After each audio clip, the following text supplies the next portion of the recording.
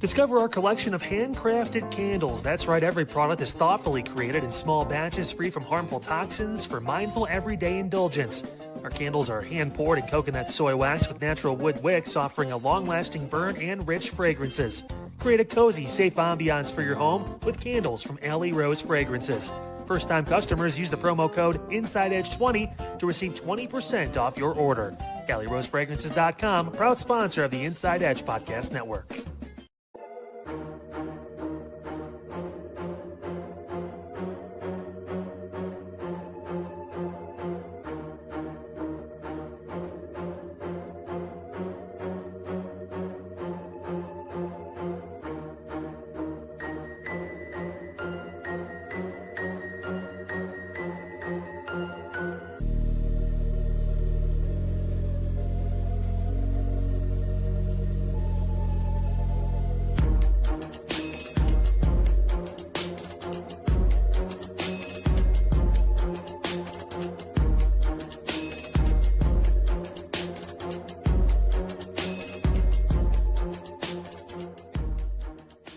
Fanatics isn't just our name, it's who we are. Loyal, passionate fans dedicated to our favorite teams and to the sports we love. That's why we're honored to be able to offer fans the world's largest collection of official sports apparel and sports jerseys from all the leagues, teams, and players you love.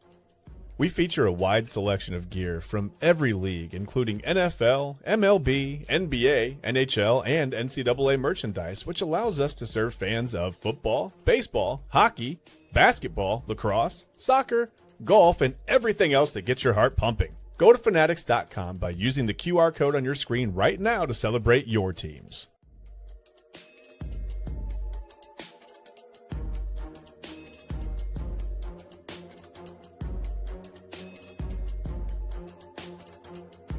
And welcome in, everybody, to another episode of Inside Edge Primetime here on the Inside Edge Network. Chad Bryan to my right, your right. I am Eli Moon. We are out of the darkness and into the light. Oh, my goodness, look at us. Here we are, Chad Bryan, Eli Moon. We are rocking and rolling. Chad, I think I'm a little too... Well, there we go. Look at that, buddy. I look a little fresh.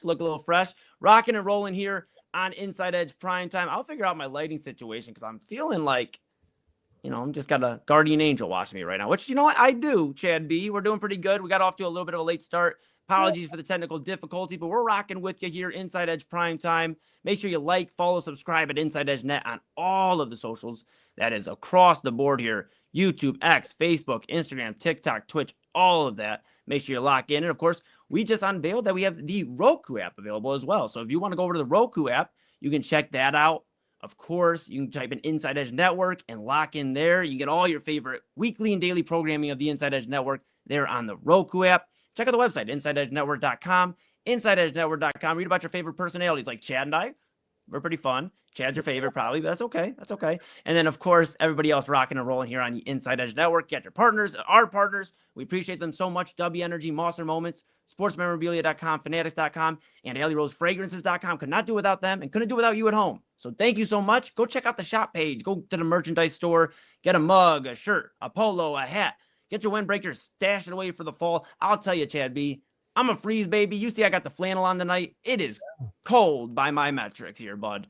It's in the 60s today. You can get away with wearing a windbreaker today. Why not? Sure can. That is InsideEdgeNetwork.com is the place to be. Chad B is the guy I want to see here this evening. How are you doing this evening? I'm good. I'm good. I've made my official proclamation that today is a good day to break wind. Yes. Yeah. Yeah. Yes. It's a good thing that statement doesn't have any other meaning at all. Just obviously putting on a jacket is what that means. So yeah, it's perfect. It's perfect. Love it. I just got an idea. That's fine. What's the idea? That's the idea. A screen printed. We'll talk about that later. We'll talk about that off the show. No, I'm doing pretty good, man. The weather is much better. I'll take cool over whatever happened yesterday. You probably had a little funky weather by you yesterday, right? I did, man. I did. I was coming home from Wadsworth. I went to church yesterday. Okay.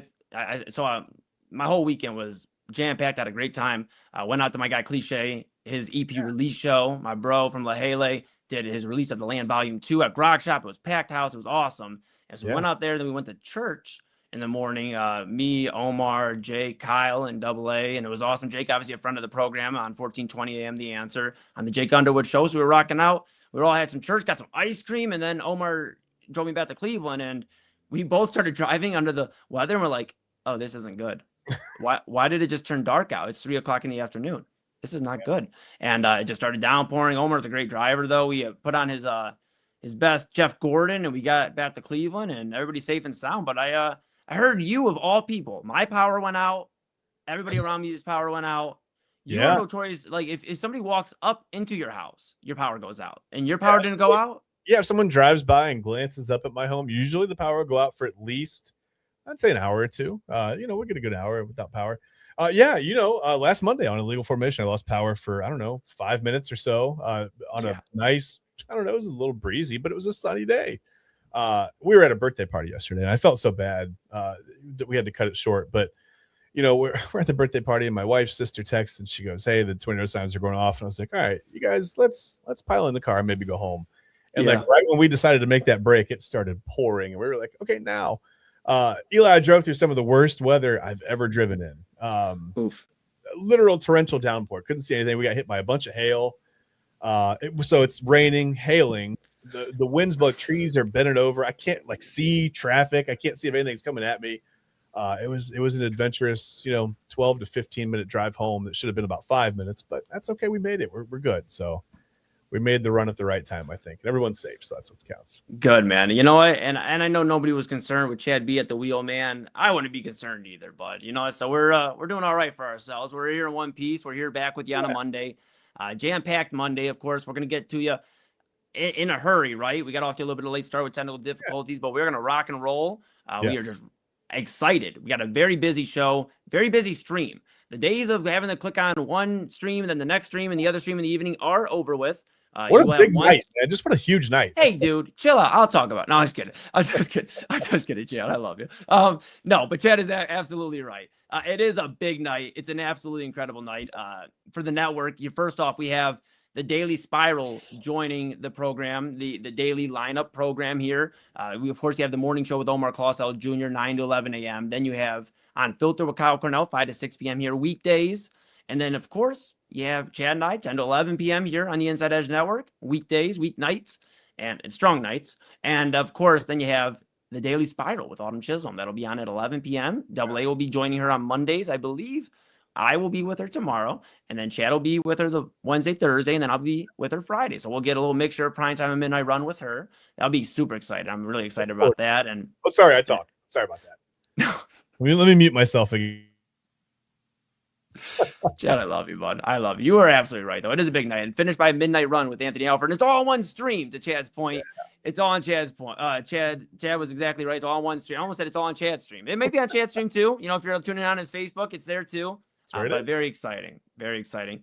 Chad B, look, man, you messed with me a great deal, man. There's one time I interrupted you during Tuesday Top 5. I've never seen you more mad in my life. Oh, yeah. I was almost ready to end the show. I was like, I hit end stream, and I was like, no, let's not do this. Let's get back. I can return from this. It's okay. It's okay. I was like, well, let me tell you something. No, let me tell you something. I was like, okay, so that was my moment. That was my get back.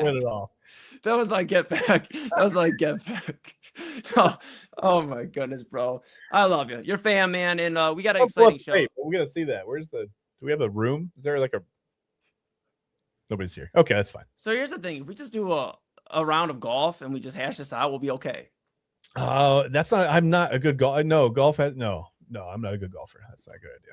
Dude, it's a frustrating sport. That's like sport you feel like you should be good at because the ball sits there, right? Yeah. It's not moving. Like it's not going 90 miles. It's just sitting there. And still, that's a frustrating. Yeah, not good.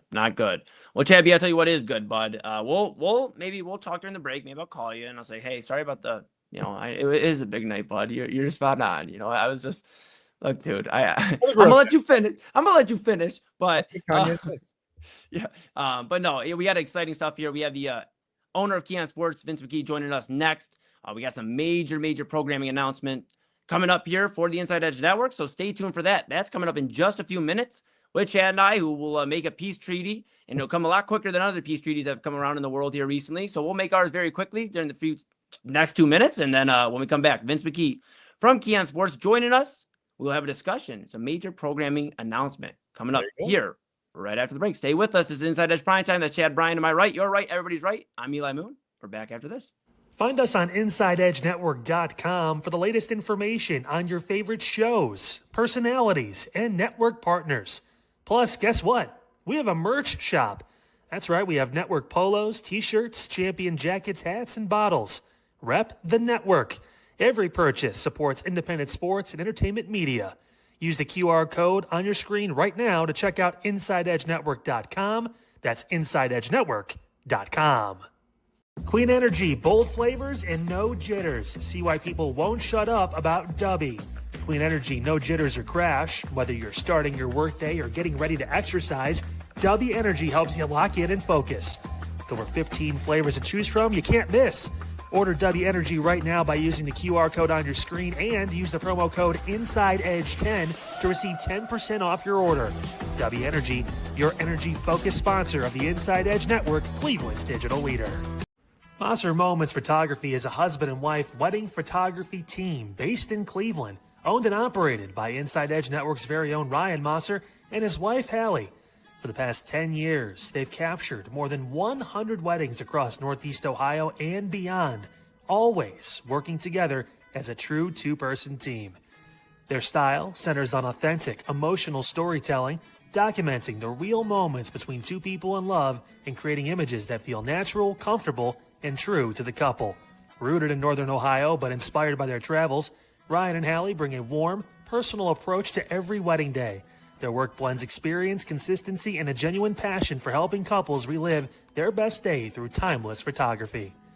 Learn more at MosserMomentsPhotography.com by using the QR code on your screen right now.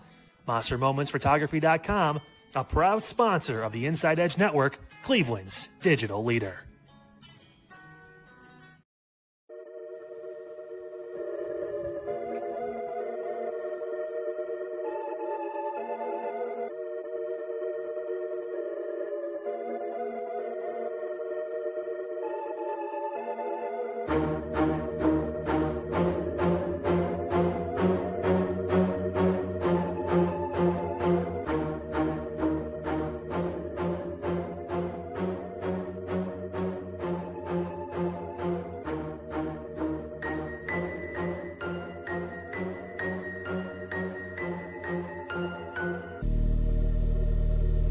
Sometimes you gotta let the intro ride in just a little bit. Welcome back to Inside Edge Primetime here on the Inside Edge Network.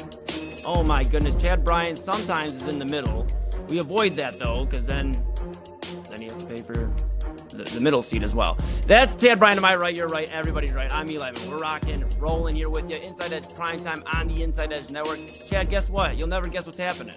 I give up.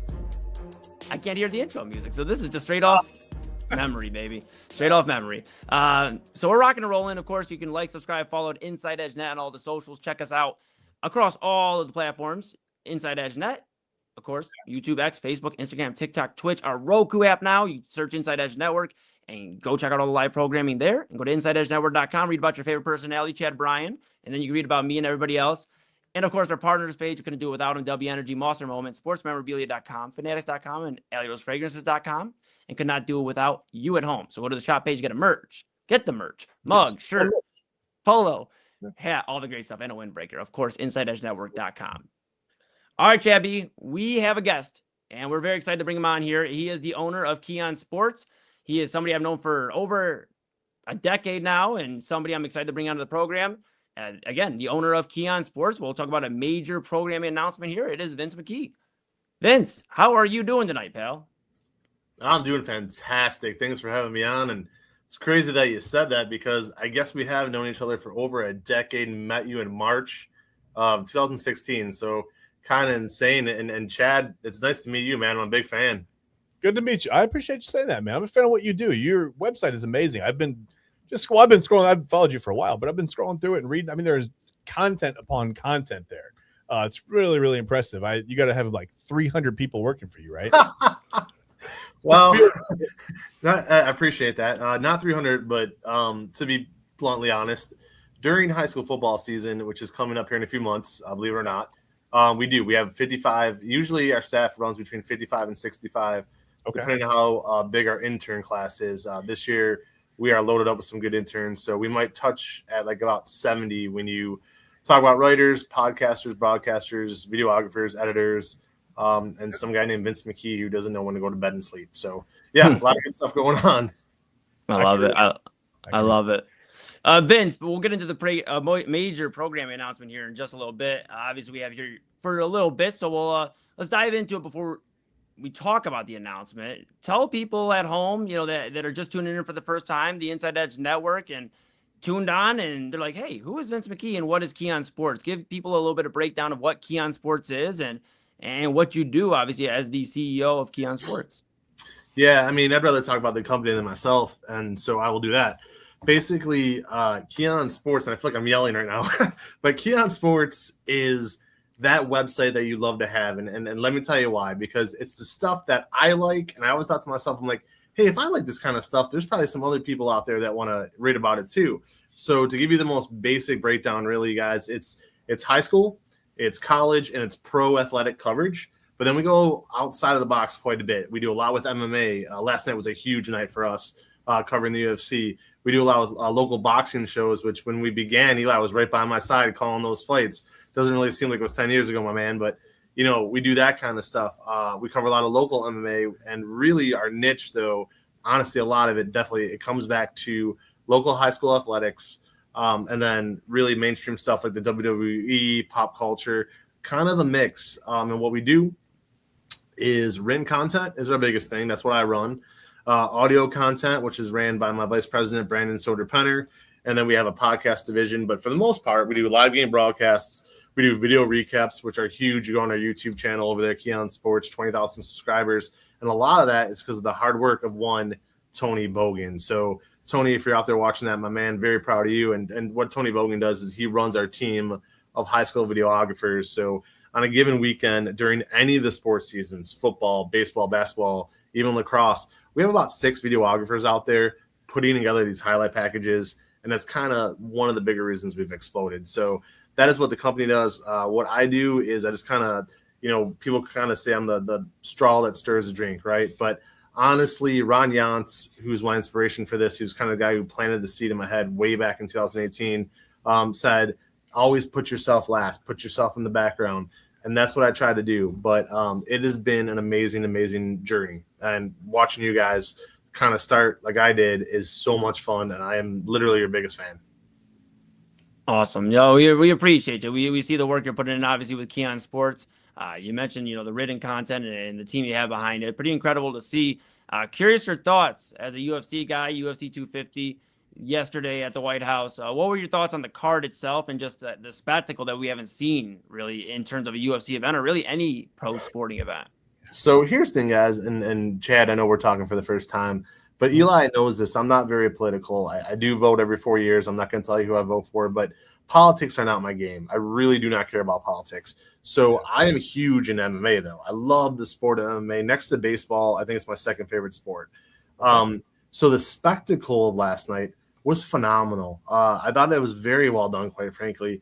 Having each having each fighter come out by himself with a veteran, a war hero. They were showing respect to the country, and that's what I got of it as an American. So the spectacle, the band that they had, they had this band of 200, musicians, and they're doing all these covers. Justin Gaethje came out to Johnny Cash, Not Gonna Hold My Body Down. Just so many cool moments. And as a fan, because that's what I am, guys. I'm just a fan. I'm, like they say, a jag, right? Just a guy. Like, I got lucky. Keon Sports is a fluke. The fact that we're as big as we are is a miracle from God. Like, I am just a fan. So Eli and I know from being cage side all those years ago, my man, like, there's no feeling like a big fight, right? Would you agree with that? No feeling like a big fight? Absolutely. Absolutely. So as a fan, I loved it. I love the spectacle of it. And then the fight card itself was unbelievable. Called the first 5 fights, called them accurately, on my prediction piece, and felt good about that. And I thought to myself, quite frankly, for any UFC fans watching out there, I thought I had it in the bag. When I went first 5 for 5, I'm like, it's over. It's over. Because I thought for sure, Taporia was going to win the heavy. I mean, not Taporia, I'm sorry. Pereira was going to wear the heavy. And then Tapora was going to win the lightweight. I thought it's a shoe-in, and then they both lost. He got knocked out in the second, and then Tapora in the main event. That was one of the greatest fights I have ever seen. You guys can't see it behind me. I got a huge thing of Rocky Balboa. Rocky's my inspiration, my favorite movie. All this, Eli's seen it, but there's all this Rocky stuff over here, right? That's what I felt like I was watching last night. I loved it. Absolutely loved it. That feeling that you described there is why people don't cash out on their parlay and hold on just a little bit too long and go, I was that close. Listen, I'm old. I grew up on Rocky IV. But I watched Rocky IV. I've probably seen it a couple thousand times. So I can relate to you there. I can definitely relate. Rocky's a good one as far as heroes go, right? Hey, Rocky IV is the greatest boxing movie of all time, in my humble opinion. And if you ever watch Creed 2, have you seen Creed 2? Yes. Also phenomenal because it picks up where Rocky IV left off in a way. It's unbelievable. Yeah, I don't think you can ever redo that feel of that Rocky, like the training in Russia. And it's like, I don't know. I loved that when I was a kid. I still love it. I still eat it up. Oh, no doubt about it. I feel at 44 years old, I'm in the best shape of my life right now. And, I would lie if I said there's many nights at the gym where I have that Rocky soundtrack in my headset. So it's something about that whole storyline that could pump you up. I would tell you the other artists, but you would never believe me. So we'll just move on. It's funny. At almost 47 years old, I feel that you are in the best shape of your life as well. I'm in the same boat with you, but not in the shape. Absolutely. I love it. All good. I know I'm no stranger to some late night drive-through action with Eli back in the day either, though. Absolutely. I'm curious, Vince. We will get to the program announcement here in just a little bit, but I'm curious to talk about the high school sports thing. Obviously, the aspect of Keon Sports. You mentioned, you're covering a wide range of games throughout the Friday nights here and sometimes Saturday nights, depending on the big matchups. But just talk about like the weekend of high school sports, the season, and kind of what that means to Keon Sports. I know that's a pretty big aspect of what you guys are doing right now. So just talk about like the high school sports season. High school football, I know, is what you get jonesed up about. So talk to me about that with Keon Sports. Man, it's an excellent question. You are correct. So basically, guys, we try to cover 30 games a weekend. Chad and I were just joking around about our age, but it's true. When I was a little kid growing up, high school, even early college, the Cleveland Plain Dealer would have 20 to 25 games covered. You'd go to the store on a Saturday morning, right, Chad? And they would have the recaps. So over time, all that went away. And my inspiration for this, way back in 2018, I'd done some freelancing for some other websites. I'm not going to mention them, but we went ahead and during that process, Eli and I both were covering high school football. So when I decided to do my own thing, I wanted to make sure, kind of like we said in the beginning, we are going to focus on what no one else is covering. So for high school football and high school athletics, that's what took the main stage. To answer Eli's question, a normal week, usually about 30 games in written recap. One broadcasted game, live broadcast on YouTube. Like I said, 20,000 subscribers there watching that. It's been amazing to watch that growth. And then all the video packages that Tony Bogan does. So for me, the key to that, it's all a recipe. Finding the sponsors who want to sponsor that, finding the people who want to watch it, and who are we going to advertise it to. But word of mouth is huge. No one's doing this for the money. No one's millionaires in the high school athletic world, I assure you, with the sole exception of Massillon head coach Nate Moore. Really everybody has a second job. They're either a teacher at the school or a janitor or a guidance counselor. Everybody's heart is in the right way. So by us doing that, we grew. The first year, I think, when E was with us, we had 5 or 6 people. Now we've blown up, right? So a lot of great things have happened by focusing on high school athletics. The other thing I'm going to say 2 more things here, which might shock a lot of people, but it's not shocking at all. Lacrosse is huge in the spring. We're covering 4, 5, 6, 7 lacrosse games a week. You would never think it. And near and dear to Eli's heart, because I know he wrestled for Lutheran West at a time, I believe, at least. Correct. Wrestling is gigantic. So this was the first year where I said I need a little bit of a break because I was covering boys basketball and girls basketball. And I took a few weeks off from covering girls basketball. And I said, hey, I'm going to cover wrestling, high school wrestling, which is near and dear to my heart because my grandpa wrestled, all my uncles wrestled, my dad wrestled, my uncle Pete DeLuca was state runner-up. State runner-up in 1978. He lost to a guy named Mike Chin, who went on to get a silver medal in the Olympics in 80. So we're talking about some serious caliber pedigree there. But we started covering high school wrestling this year, and it took us to a whole other level. So honestly, the sponsors, a lot of those sponsors are parents that say, hey, Vince, you do a phenomenal job. I have a roofing company or whatever the case may be. And it's grown, man. It's a passion. I sacrifice like you want to believe, but it's well worth it. Absolutely. Chad B, you have any hard-hitting, burning questions? I know usually you carry those with you in your pocket. Do you have any? I just said nope. No, I do. I do. To bring it all back to the high school sports, I'm curious. As you look back over, I don't know how many. You said you've known Eli for 10 years, but I don't know how to count how many high school, contests, games, meets, whatever that you've covered. But do you have an idea? Like, what's your favorite? Do you remember like your absolute favorite event that you've covered? Yes, no doubt about it. So the UFCs.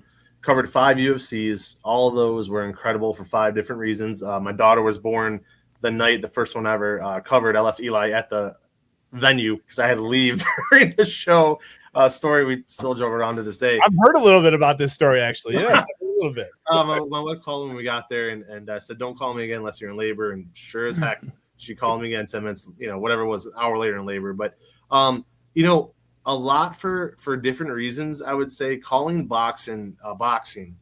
My favorite memories of Keon Sports, calling boxing. There was a kid back in the day, and I'm going to mention a name, and I'm going to look at Eli's face when I say it to see if he remembers. Nick Duganier, who was this tough Italian, tough as nails, right? Yeah. He was knocking everybody out, and E and I were calling these fights. Loved every second of it. He signed his first pro contract, and 2 weeks later, the pandemic hit, and they shut everything down for about 6 months. He ended up doing something else with his life. I still talk with him. His uncle actually cuts my hair. But they calling those fights with Eli, and I'm not just saying this because I'm on your show. Please don't think that's where I'm going with this.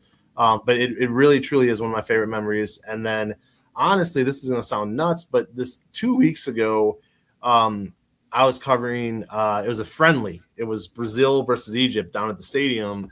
And it's cool, man, because I'm sitting there in this press box with like 80 people, and I'm thinking to myself, I'm like, how am I here? How did I make it?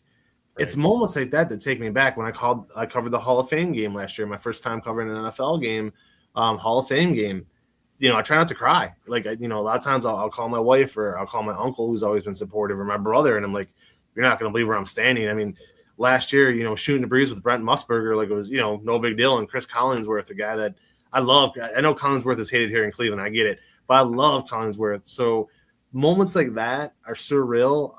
I would say that the greatest moment of my sports career by far, and I don't know if this could be topped unless I'm on the field for a World Series or if Cleveland gets a Stanley Cup team, quite frankly, was Eli and I, Matt Medley at the time, the 2016 Calder Cup championship when the Monsters won it for several reasons. It went overtime. Last second goal, there was about a second left in the first overtime period.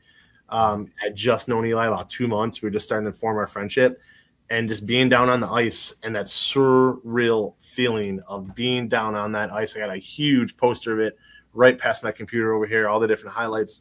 That moment in time, I think about once a week. I miss Maddie Medley like crazy. All those memories.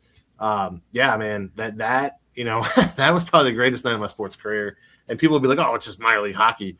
You had to be there to understand it. That's really cool. And I think when you feel like that, that's what makes it, all the sacrifice, all the time, everything. But that's what makes it's not a job, right? Like you truly love doing it. You got to like pinch yourself to make sure it's real, right? Like that's not a job anymore. Like that's definitely a passion. That's what makes it fun. So yeah. Oh yeah, no doubt about it. I mean, so like the one cool thing, how many you've done all these games and everything, but truly, so at the end of every year, I got it for tax purposes. I have to keep track of all the miles. You know what I mean? Yeah. And there's so many miles that I put on those tires. It's insane. Like in an average year, I'm not joking. I probably travel 12,000 miles round trip to cover all these games. So the miles, going to bed at 2, 3 a.m. Nightly most times. So yeah, I mean, it's what they call labor of love, but it's why people teach. It's why people get in the media in the first place. It's why people do a lot of things for the love of the game. Yeah, Chad, no doubt about it, man. Yeah, that's awesome. That's great. Absolutely. Thank you. Absolutely. Yeah. Again, we have Vince McKee, CEO, the owner of Keon Sports, here with us.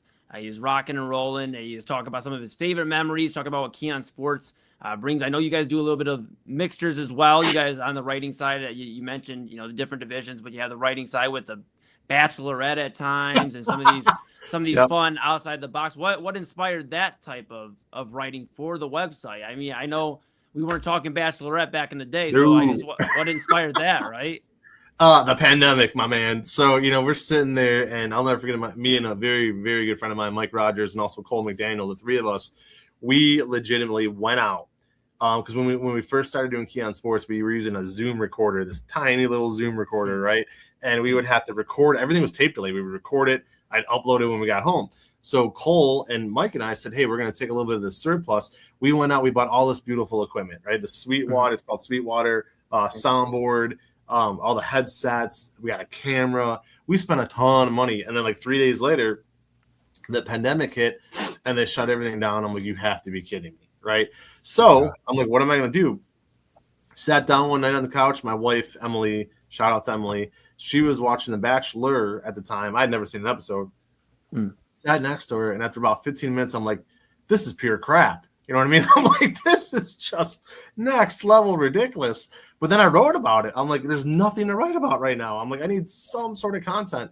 I wrote that article, and it exploded. Got more views than almost any high school football game we've ever done. WWE continues to blow up. Bachelor continues to blow up. And then a couple of years back, I started writing about all the parks and playgrounds in Northeast Ohio that my wife and I take our children to. Like, hey, is there a bathroom? Is it mulch flooring? Is it rubber flooring? Are the place that's rusted? Is there a place for parents to sit? All kinds of stuff parents would need to know. Started doing articles like, because right here in this situation, think about it. Stanley Cup's over. NBA Finals is over. We're not near the NBA draft or training camp. Again, I needed content. Put it out there. That blew up. So, knock on wood, we've kind of had the magic touch so far. There you go. I can remember a time, listen, when the pandemic hit, I was looking for things to do too. And my daughter's 10 now. We were rolling markers across the counter, and I was doing play-by-play for marker races. So yeah, I mean, we've all been there. I mean, it's not necessarily for public consumption, but yes, we've all been there. We've all been there looking for something to do, something to write about, something to call, something to talk about. Yeah, I can relate. That's when you can't shut off your mind. I totally get it. That's right. Yep. That's right. Yeah. Absolutely. Absolutely. One more question here for you, Vince, before we get into the announcement. We got a program announcement, a major program announcement involving obviously the Inside Edge Network and Key on Sports. We'll get to that in just a second. I have a wrestling question here for you. Obviously, We've got a lot of mixture here with and Chad. We're teaching Chad how to be a wrestling guy. He's getting better. He learned what a heel turn is the other day, and he learned that you can pop for a heel turn. I really learned, because if you quiz me right now, would I pass that? I don't know. We'll see. I'd give you like a C+. You understand that you can pop during a heel turn, but he doesn't understand that you can also pop for other things besides the heel turn. If I hear something pop during a heel turn, I'm having surgery the next day, Eli. There's Chad. Yeah. Let me give you a pop quiz. If somebody gets color, what does that mean? I think that's too advanced for me. I'm just in 101 classes right now. That means they're bleeding, Chad B. That means they're bleeding. Okay. Yeah, it means they're bleeding. They're wearing the crimson mask. There you go. They're wearing the crimson mask. All right. So yeah. Ask me, Eli, I'm ready for your trivia. No trivia. Just curious. I mean, obviously you're following the product, and we have the Side Hustle Wrestling podcast here in the Inside Edge Network. We're Kyle and AA. So I'm just curious, like, your thoughts on where the product stands right now and kind of where they go from here. I've seen obviously the Bloodlines back rolling, and it seems like that's kind of what they're leaning into, at least on Monday Night Raw. What do you think so far of the product in the summer right now? Because this is one of the typically hot times for WWE to take advantage of people having more time to watch it. So what have you thought so far? They need to start listening to the fans. And if they start listening to the fans, there's a guy named Chad Gable who right now has a chance to be red hot. He wrestled Rusev earlier in the night. Fans were behind him. So if they listen to the fans, if they don't overdo this bloodline thing, I think it could work all over again, however they want to take it. I like it a lot. SummerSlam was in Cleveland a few years ago. To me, it was kind of a letdown. I mean, some of it was really good, but some of it felt like we were just sitting in a 95-degree heat that day. I mean, it was just kind of ridiculous. I remember baking as I was sitting there. But no, Eli, I mean, honestly, they need to take SmackDown down from 3 back to 2 hours like they plan on doing. I think that will help matters. And there's a surplus of talent in NXT. And Chad, what NXT is it's kind of like the AAA. It's the minors before they get called up to the big shows there. So NXT is pretty good. And, man, God, people are going to think this is Vince McKee kissing Eli Moon's backside hour. But Eli told me about this guy about 6-7 years ago now. Man, maybe longer than that. And I was like, man, that guy sucks. But the more I watch him, he's really good. His name's Sami Zayn. I've become a big Sami Zayn fan. So they need to make him like the top heel on SmackDown. And I think there's some serious heat there.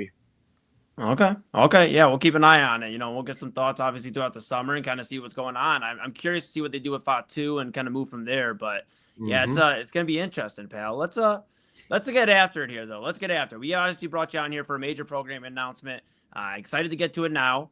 So we'll get right after it here. Vince McKee, the CEO of Keon Sports, on the program because we are announcing immediately that the Inside Edge Network and Keon Sports has created a partnership where we are going to go ahead and have a few cool things here. Let's get after it. So the first thing will be some of our shows here on the Inside Edge Network that you've come to know and love will be also simulcasted on the Keon Sports Facebook page. So you can tune in and see a plethora of ways. You'll see Inside Edge Network's morning show with Omar Clausell Jr. You'll see this show, Inside Edge Primetime with Chad and I. You'll have Autumn Chisholm. And then obviously the Daily Spiral with Autumn and guests between Chad, Double A, and myself. And then Midnight Run with Double A Anthony Alford. Also being a part of that. Side Hustle Wrestling Podcast with Double A and Kyle. The Main Event and Voice of the Land. So we have a lot of shows that will be available as well, simulcasted on Keon Sports. Brought to you by the Inside Edge Network. So we'll have that rocking and rolling too. We'll have some possible guests in the future from Keon Sports. We'll pick some of the writers' brains from Keon Sports and go from there and see where exactly they're thinking, what exactly we're thinking, and we'll have some great conversation there as well. So a lot of great stuff there. Some other things in the works as well that we'll continue to see what's going on. But I'm very excited here. We're announcing now here on Inside Edge Primetime on the Inside Edge Network that starting today, immediately, starting tonight, we have a partnership between Inside Edge Network and Keon Sports. You will see the simulcast on the Facebook page with those shows I mentioned on the Keon Sports as well. So you can go catch it there as well. Tell your friends about it, rock and roll. And then, of course, we'll bring some writers on from time to time and have some conversation about maybe some pieces they've had and get their opinion, their thoughts, and have a conversation. And it'll be a lot of fun. We'll obviously continue to check out some of the writing on Keon Sports and see what stands out to us, and we'll go from there. But very excited with this partnership with Inside Edge Network, with Keon Sports, with Vince. We've been talking over the last few weeks, I'd say, and we were able to kind of come to an agreement in terms of this partnership that I think helps both sides. So very excited there. Vince, very excited to rock and roll. I cut Chad B off earlier, so I'll let him talk after you talk, or he'll get mad at me, and then it'll be bad because I won't have anybody to talk to around 1 a.m. when I'm done with the night. So but it's good content, Eli. It's good content. It is great content. It's great content. But yes, very excited. The partnership is official. Inside Edge Network, Keon Sports. We'll rock and roll. You'll see obviously a very cool. Actually, I'll announce it right now. When we do put an end to this segment, which isn't coming to end right now, but when we do, you'll see the first ever Keon Sports ad here on the Inside Edge Network. So we'll check that out as well. But Vince, I just want to get your thoughts, man. I know we've been talking for a few weeks, just behind the scenes, getting some things done. We're able to come to an agreement on this. Very excited. Very excited. What are your thoughts, pal? Well, it's going to be a lot of fun, guys. And, we're going to start small, like we said, Facebook Live. We're going to put you on our Facebook Live page probably starting later this week. We're kind of putting some final touches on our end, making sure our stream is nice and healthy for you. And then, maybe down the road, if things go very, very well, we'll add some shows and maybe even throw you on our YouTube page. But honestly, this was something where I was watching you guys a few weeks ago. We joked around the first episode I caught was the Midnight Run with Double A. The landlord was getting a little frisky, and I couldn't stop laughing, right? Like I can't remember the last time I laughed that hard, And then I believe it was the day after Memorial Day I was watching again. And I think it was Chad. And Chad, if it wasn't you, I apologize, because it could have been Omar. But somebody had their top 5 barbecue foods at a cookout. Was that you? That would be Chad B. You did a tremendous job, man. And hot dogs being number one is near and dear to my heart, because there's nothing like a good dog at a barbecue, So I like it. Yeah. It's incredible, right? So I was watching, and every show I watched, I'm like, this is really good. I'm like, this is keeping me up way past my bedtime. And I loved it, right? And I've seen Eli and Double A since they were, late teenagers, quite frankly. So I've known them for a long time. And I thought to myself, I'm like, hey, we have a huge audience at Keon Sports. What can I do to help these guys? Sadly, even though I want to be, I'm not a millionaire, so I couldn't donate a ton of money. But I'm like, what I can do is give them access to my network. That's what we did. If this goes well, and again, I truly believe that it will, would love to add Omar's morning show, Kyle's Unfiltered. So there's so many other possibilities that still could happen. But looking forward to, again, getting that Facebook page figured out this week, and in there all the whatever they call these streamlined things working properly. And I think we are on to something huge here, guys. Chad, you're a big reason why, man. Don't forget about that for sure. I appreciate you saying that, man. We are happy to be involved with you. It's just nice to work with someone who we have a passion for that. This is our passion. We wouldn't do it if it wasn't. I mean, quite honestly, we just wouldn't be doing it. We'd do something else, right? Yeah. And it's nice to know that we're keeping you up past your bedtime here on the Insomnia Edge Network. Wait, it's the Inside Edge now, not the Insomnia Edge. Sorry. No, it's just good to know. It's we try. We like the Tuesday top 5 is, that's our baby, man. We have the way back Wednesday. We try to have some fun with it. I mean, you could do sports 5 nights a week, and you could just talk sports for an hour. You could come on and go sports and numbers and things and reactions. But if you have a little fun, I think that just makes it a little more entertaining for everybody, especially us. Like, it's nice to have that hour every night to be a little goofy every once in a while. You gotta laugh, man. So yeah, I appreciate you saying that. Yeah, I call a car ride fun. You're in a car with a guy, you're on a road trip. Yeah, you're gonna joke around. You might talk sports for 85% of it, maybe, but 15% you're probably gonna talk food or home life or whatever or crap that you've seen. I mean, I give you a top 5 dorkiest dads I've ever seen at a playground. I mean, there's some people out there. It's like, all right, dude, tone down the super dad a little bit. So yeah, no doubt about it. And I think you need that. I mean, it's a part of life. It's fun. And when you can be vulnerable and you can be honest with people, that's what it's all about. I mean, I wrote an article about Walkabout Wednesdays, which is this thing that Olmsted Falls is having. And we went last week and it was god awful bad. And I wrote an article saying, hey, this was terrible. Here's why it was terrible. And I'm pretty sure I can't go into Olmsted Falls for a while now. So yeah, there's some people who want to kill me. And put your hat down. You'll be all right. Yeah, exactly. Well, I told Maggie, my older daughter, is just the sweetest little girl in the world. She loves leaving the house draped from head to toe in Keon Sports stuff. Keon Sports hat, the shirt, the whole deal. And I said, hey, Maggie, I call her the Bean. I'm like, Bean. I'm like, next week, if you go to Walkabout Wednesdays or whatever with Mommy, I'm like, don't wear any Keon Sports stuff. Just give it a rest for a little bit. Let it blow up. No, my younger daughter, Madeline, she's a baller. Like, I'd give her, good fighting odds. But Maggie's too sweet to tussle. I'm not calling that one. Yeah. Absolutely.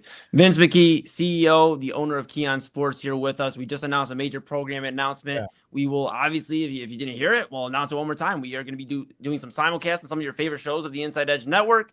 And we'll start from there and see where this partnership grows. We'll start bringing on some Keon Sports writers and having some discussion with them throughout some of your favorite shows here across the daily and weekly programming, rocking and rolling. And we will just see how we rock from there. But very excited. Like I said, I've known Vince for a long time, over a decade now. So to see the growth of Keon Sports has been incredible. What you guys are doing over there has been absolutely awesome to see. And very excited to see where everything goes, obviously with the Inside Edge Network here and with Keon Sports. I think there's a way to help both and continue to grow sports coverage, not only in Cleveland, but across the world. So very excited, Vince, and we appreciate the time. No, I appreciate you guys. And, I guess I'll leave you with this. Really one of the biggest things was Chad and Omar. I known you, I known AA, I known Kyle, I've known Rob, and Rob looked like he was 40 when he was 20. You know what I mean? He's just always had that grown man look to him. Rob Rizicki, I don't think he's ever been carded in his life, just a grown-ass man. But I've known you guys for years, and I knew you were good, so I didn't have to question any of that. But I'm telling you the God's honest truth. When I saw Chad, when I saw Omar, I saw that you were bringing in this other talent, and that is what brought me in. Because I already knew you guys, but I was like, wow, geez, man, like look at this dude's legit, right? So that to me is the biggest thing that impressed me, quite frankly, was again Omar and Chad both. I was blown away, and I'm gonna stick around. I'm gonna log off here in 8 minutes and log right back on to watch the down road, or what is the spiral, correct? Yeah, the Daily Spiral. It debuts at 11 p.m. Yep. Cool. The Daily Spiral with Autumn Chisholm. It debuts here at 11 o'clock. It'll be fun. We will rock and roll. It'll be Autumn and AA. They'll be talking some Love Island and a bunch of other things. It'll get unhinged before it gets unhinged at midnight. So it'll be a great time. It'll be a great time. Thanks, guys. I appreciate you both. And we're going to get this Facebook crap figured out pretty soon and get you up and running. Sounds good. Vince McKee, the CEO, the owner of Keon Sports, joining us. You just heard a partnership between the Inside Edge Network and Keon Sports. We're going to take a quick break. When we come back here, we'll have some final thoughts on this abbreviated version of Primetime, and then we'll hand it off to Autumn for the Daily Spiral. Again, thank you to Vince McKee. We are rocking and rolling. Chad and I back with it for some final thoughts right after this. Find us on InsideEdgeNetwork.com for the latest information on your favorite shows, personalities, and network partners. Plus, guess what? We have a merch shop. That's right, we have network polos, t-shirts, champion jackets, hats, and bottles. Rep the network. Every purchase supports independent sports and entertainment media. Use the QR code on your screen right now to check out InsideEdgeNetwork.com. That's InsideEdgeNetwork.com. Discover our collection of body mists made with clean, minimal ingredients. Handcrafted with natural essential oils and clean ingredients, they offer a natural alternative to synthetic fragrances. Perfect for sensitive skin and those seeking clean, mindful self-care, and the perfect gift for you or your special someone. Courtesy of Alley Rose Fragrances. First-time customers, use that promo code InsideEdge20 to receive 20% off your order. AlleyRoseFragrances.com, a proud sponsor of the Inside Edge Network, Cleveland's digital leader.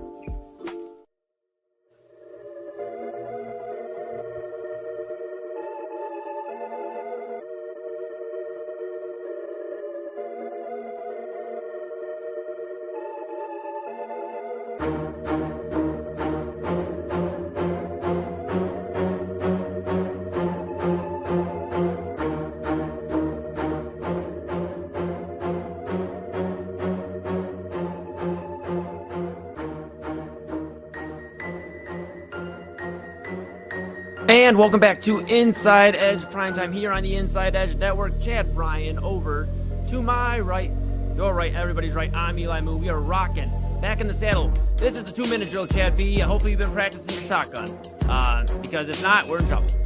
We got to fit the score. We got to go. We got to time out.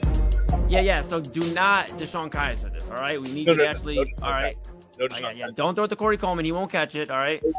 He won't. Doesn't matter what he did at Baylor. Does not matter. Yep. Doesn't matter what he did. All right, let's. I have another day for Corey Coleman slander, and I feel okay saying that because I called it during the draft night. Chad B, let's get into it. We have a jam-packed Tuesday. We got a lot of stuff we didn't get to today. Give me your final thoughts of the day. Well, just really excited to be, like I said, just to be involved with Keon Sports and with Vince. It's fun to work with people who are passionate about the same things that you're passionate about. So I think it's a great mix. All the work that he's done, that they've done.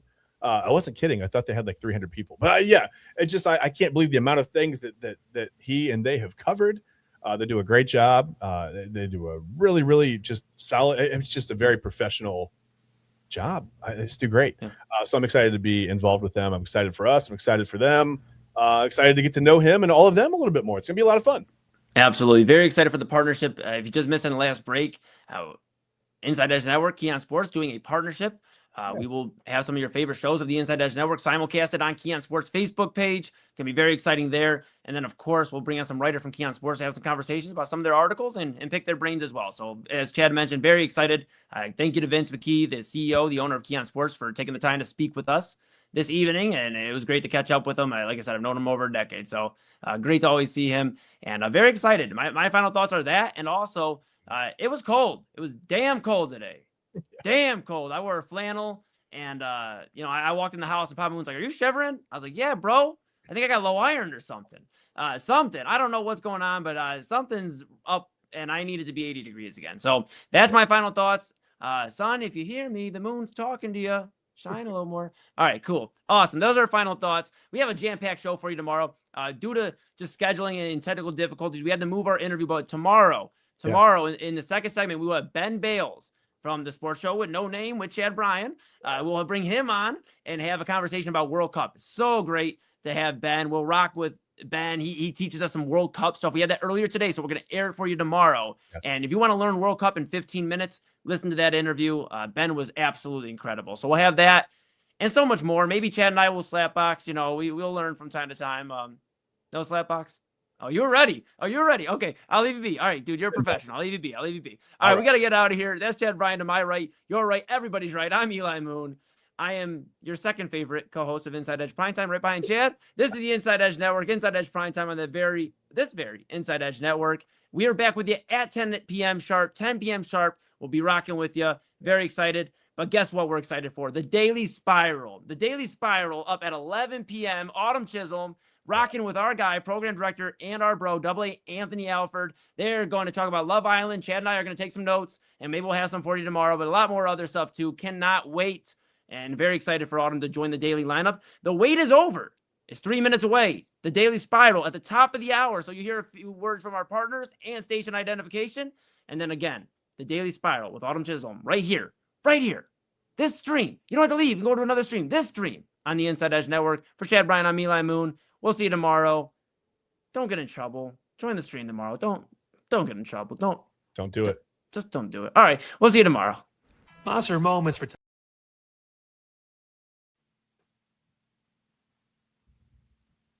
Key On Sports is the leader in Ohio high school athletic coverage in written, print, and video streaming. From the latest news and results and written content to the high school football game of the week every Friday, Key On Sports has you covered. The vision of 15-time published author Vince McKee has become the most trusted site in Ohio high school athletic news. From podcasts to player profiles, Key On Sports is your one-stop for all of it. Visit them today at keyonsports.com or on YouTube at Key On Sports. Check out their socials on Twitter and Facebook as well.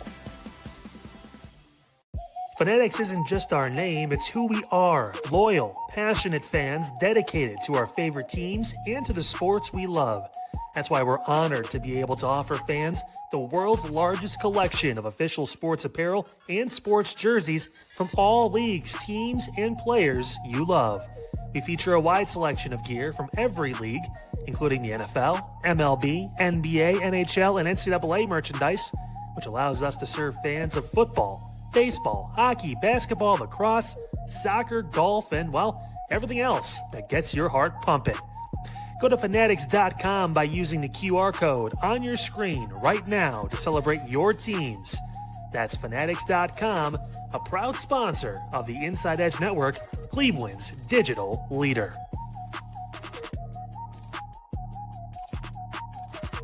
Discover our collection of handcrafted candles. That's right, every product is thoughtfully created in small batches free from harmful toxins for mindful everyday indulgence. Our candles are hand-poured in coconut soy wax with natural wood wicks, offering a long-lasting burn and rich fragrances. Create a cozy, safe ambiance for your home with candles from Alley Rose Fragrances. First-time customers use the promo code InsideEdge20 to receive 20% off your order. AlleyRoseFragrances.com, proud sponsor of the Inside Edge Podcast Network. Find us on InsideEdgeNetwork.com for the latest information on your favorite shows, personalities, and network partners. Plus, guess what? We have a merch shop. That's right, we have network polos, t-shirts, champion jackets, hats, and bottles. Rep the network. Every purchase supports independent sports and entertainment media. Use the QR code on your screen right now to check out InsideEdgeNetwork.com. That's InsideEdgeNetwork.com.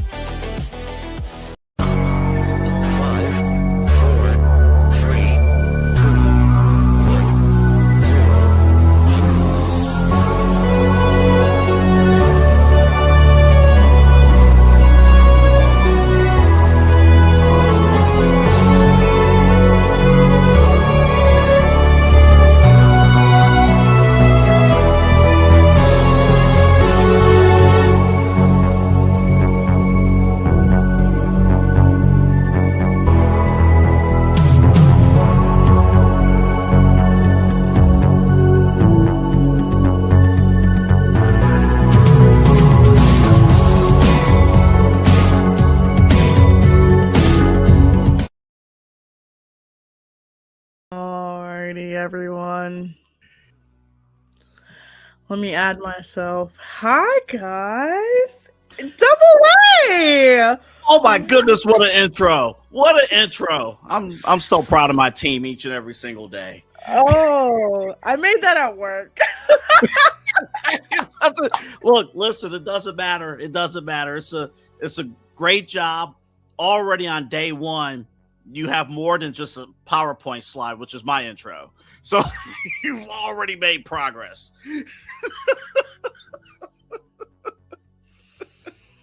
Oh goodness, double A. Great job. Goodness. Hey, welcome to the starting lineup, Autumn. Great to have you here. I'm excited to be here. This is, when I tell you, this is going to be a week of insanity because I'm running off of like no sleep tonight. Tomorrow I'll be wired. Wednesday I'll really be wired because we got both jersey chasers and this. Thursday, I'll be okay. Friday, double A. I'm sorry for telling you this on air. I wanted to tell you earlier. But this Friday, I actually won't be here. Are I you will be taking in New York. Juneteenth off? I could, but no, I'll actually be in New York. I'll You'll be actually in be New in New York York? City. Yeah, I'll be in New York City this Friday. What the hell are you doing in New York? I've never been to You New going to York. their champion? You going to their parade? Are you a Knicks fan? No,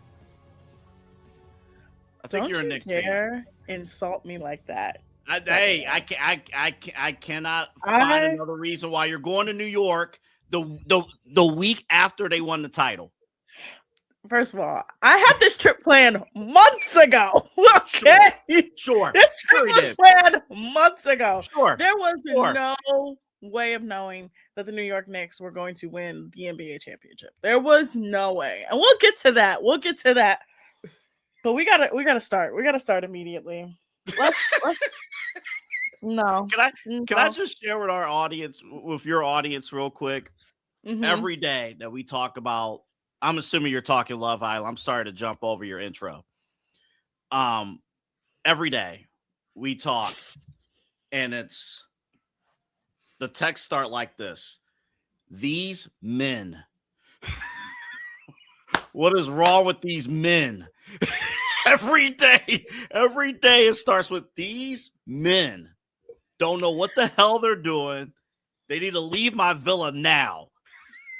That's the tame ones. You're getting the tame ones. One of my best friends, I found out she was watching it. And me and her, let me tell you right now, if you saw our text messages, if you saw text messages, no, let's start. So, as you guys know, Love Island USA airs every single day except Wednesdays. There is an episode on Saturdays. Somehow they fixed After Sun, which when I tell you Double A, I hate After Sun with a passion. I think it's so like a nothing burger. They fixed it. Convinced me to watch After Sun. Because I couldn't watch it last year. I didn't. So I watched it once and I wasn't interested.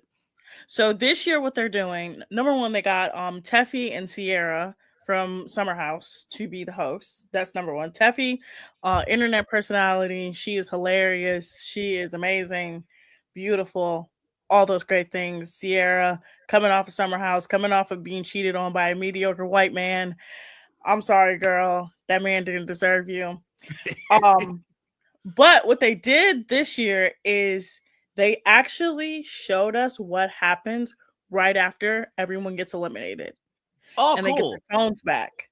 So we got to see Sean react to the mayor's comments a lot about him. We got to see B react to everybody, like in her thing with Melanie. And then they talked to them in studio. And then we didn't really see like unseen stuff, but it was kind of like it was a completely different format than what it was the previous year. So good. They fixed it. That's good. I might actually check it out because I know I saw Sean's comments about the mayor. I know that was a big story here at the network too. And then I meant to put this in. I didn't put in the video. Was Charlie? Did he submit something, or was that on his personal social media? We'll get to Charlie. We'll get to Charlie and his bitch ass brother. I'm sorry, y'all. I'm sorry. I'm very passionate about this show. I love this show so much. But let's get started. I have 2 episodes to review. First of all, 2 previous episode, filler episode. This episode, we got into a little bit more. So last night's episode, we got a World Cup sponsored challenge, which Double A, when I tell you I hate watching the challenges now because they mean nothing. So what the challenges used to be before season 6, no, actually before season 5, no, before season 7, I'm sorry. The challenges actually meant something in the competition. So they would do the challenge. Whoever was the top finisher in the challenge, that couple would either win the right to like put somebody up for elimination, or they would win a date. What? There were actual stakes?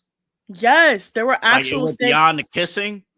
Yes, there was little to no kissing. Like they were actually competitive challenges, and you had to like you wanted to come in first because you would be like in control of what could happen. So you could put somebody up for elimination, or if somebody that you liked was up for elimination, you could save them. Like it was a whole like there were stakes. And then of course in season 6, they had a couple challenges that were just kind of like fun, but they had challenges with stakes too. It's last year where they just like completely were like, yeah, none of these challenges mean a damn thing. Yeah, so I guess for anybody who's just joining in, I started watching this show last year. I like joined in with like, it's like, oh, when everybody talked about the party and then you finally show up to the party and it's like, what the hell is this? Like, what is going on? What is this? And yeah, I don't know. It's just like, I don't know. It seems like the shows are split up differently, but like, yeah, the challenge is like, what am I trying to get out of it? It makes no sense now to have them, right? It makes no sense to have them because this cast until Corbin at the end of tonight's episode, which I know you're going to get to. GPT. Hey, he's the only one. He's the only one right now who understands the game. That's that's the worst part. Is if that corny. I'll get to Corbin. But yeah, no. So the challenges meant something. And then America used to get to vote on who got dumped. So it wasn't the Islanders that voted on who got dumped. We voted on who got dumped. So I'm like, I love that. Do you know the chaos it used to be when the vote would come down to us? Oh my God. So Autumn, let me ask you this. Do you think, because they teased at the end of tonight's episode, the fire pit, hey, tomorrow night, America's up to you. Are we determining who's getting dumped tomorrow? We're going to probably determine who's going to be in the bottom. I hope we get to determine who's going to get dumped. I don't like this whole split up couple thing. I don't like that. I think that's really stupid. I think they started doing that last year. I think that's just adding more chaos. I don't get it. I don't like it. I don't understand it. But I hope we get to pick and choose who be in the bottom, because I'm going to just tell you right now who's going to be in the bottom for me. Number 1, Charlie's bitch ass brother, Zach. I see what you're doing. You're a game player. You go after Trinity and Bryce. Trinity and Bryce are a strong couple, and you keep telling Bryce, oh, I don't think Trinity likes you. I don't think Trinity likes you. Trinity liked that man and his dirty draws, okay? Yeah, he and did. Then you go after Casey and Anaya, and you pretty much broke them up. And that leaves you and Kata as the strongest couple. So, like, I get what he's doing. He's a game player. He wants to play the game and he wants to win. He kind of already has a guide with his brother being on the show twice. So, I see what you're doing, Charlie's bitch ass brother. Do you think Charlie's a good mentor for this game? Like, I don't absolutely know. Not. He went home twice the same time. He went home twice. Yeah, I'm like, I went back to like last season. I'm like, Charlie had one of the worst eliminations. Like, Charlie got eliminated first twice. Like, he got eliminated first twice. He was the first bombshell twice. Oh my goodness. You go ahead. There was video. Let me see if I can find it and we'll play it. There was video that Charlie had released today, that social media. Let me see if I can find it. It's going to take a minute though. It's okay. So Charlie's bitch ass brother, number 1. Number 2, I need KC out of my villa. I knew you were a performative ass. I knew he was performative. That whole, you're a dark-skinned black woman, and I just want to be there for you, and I just want to support you. I saw through it. I was right. Night 1, didn't I say he was corny? Didn't I tell you he was corny night 1? I told you he was corny night 1. I know. But night 1, I told you that way. Autumn, this is where we're going to disagree. I think you. Listen, I think I got to remove night 1 from the record books. I have to remove night 1. KC has been remember, Autumn, that his first choice, I believe, was Melanie. Now I know that was a long time ago. That was, the first episode, but that was his first choice. And KC has tried very hard to make this thing work. But then when KC said, like, yeah, her and I, they haven't done anything in bet at all. This is the thing, though. Why the hell?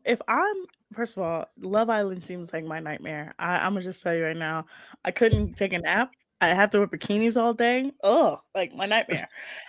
Second of all, why, if I am also in a room full of people and my best friend is right here, my other best friend right here, and I'm in bed with my guy, why would I want to do anything sexual in a room full of people?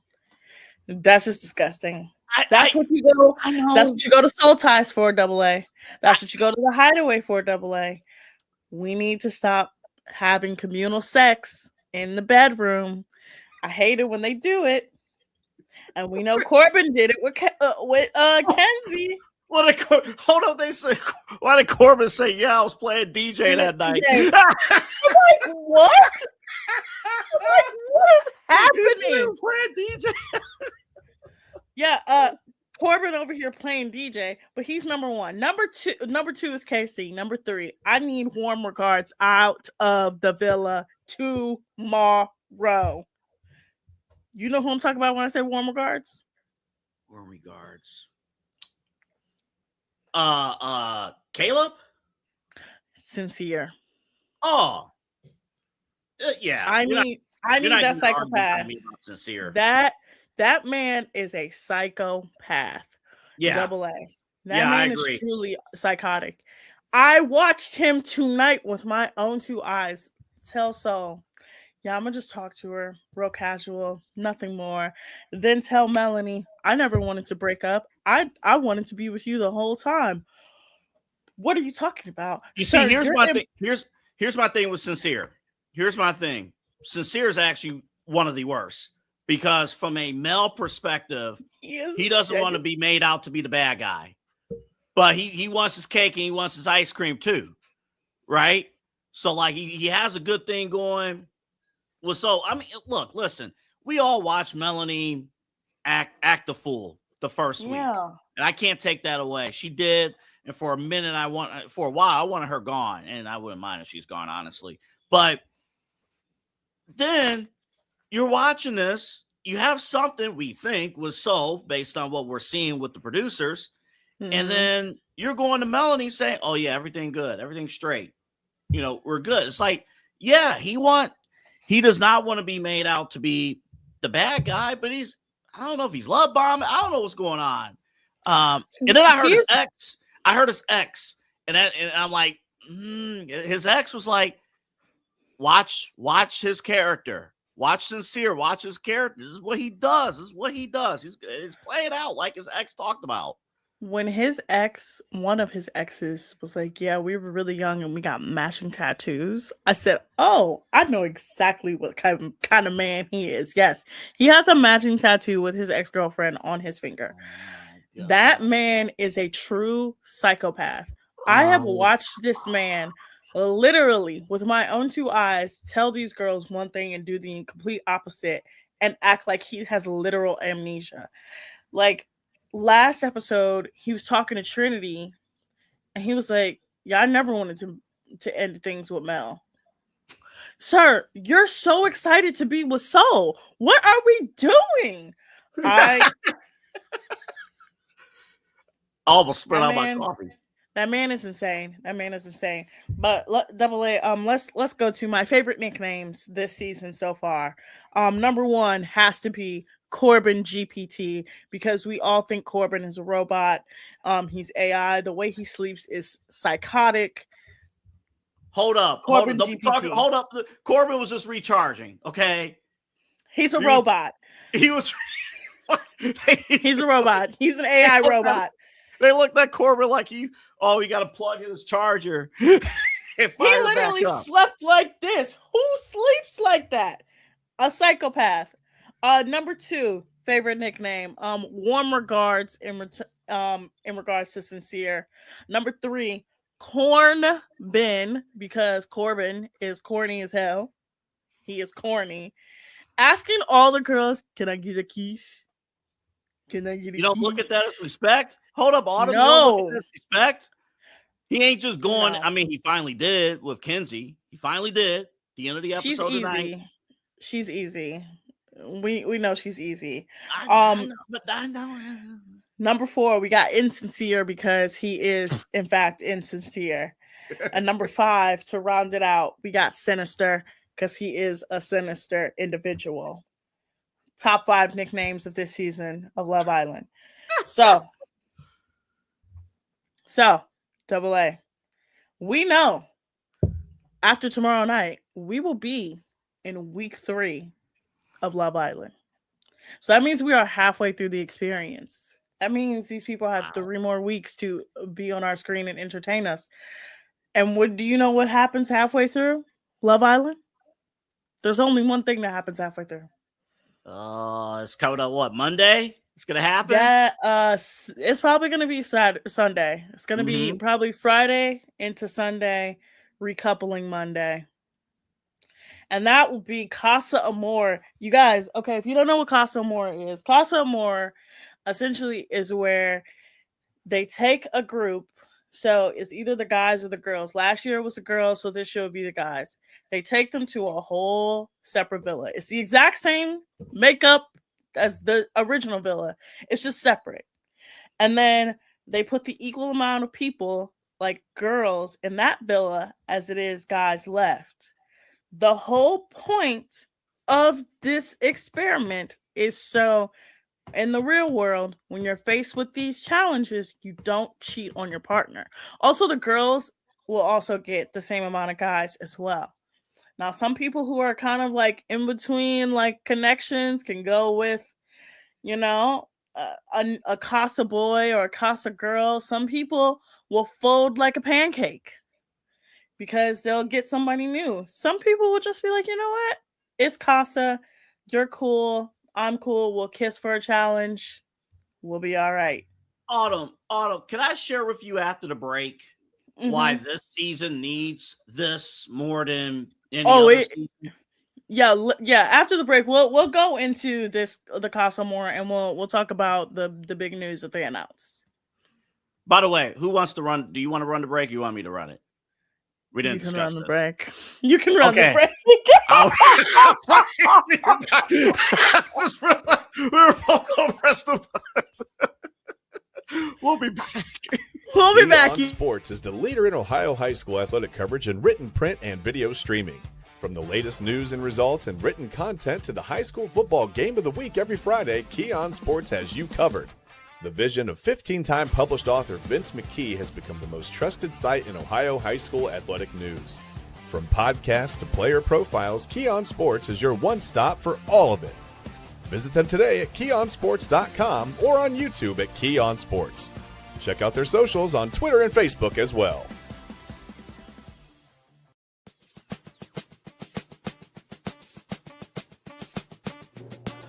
Hi, I'm Omar Clausel, and this is your InsideEdge Network 2026 World Cup Minute. Yesterday, we kicked off the largest World Cup ever in Mexico City as Group A teams Mexico and South Africa got the action started. South Africa fought hard, but Mexico came away with this battle with 3 points, and because they won by 2 goals, a +2 goal differential. South Africa would need to score 2 goals in their next match just to get that even again. We also had another Group A battle.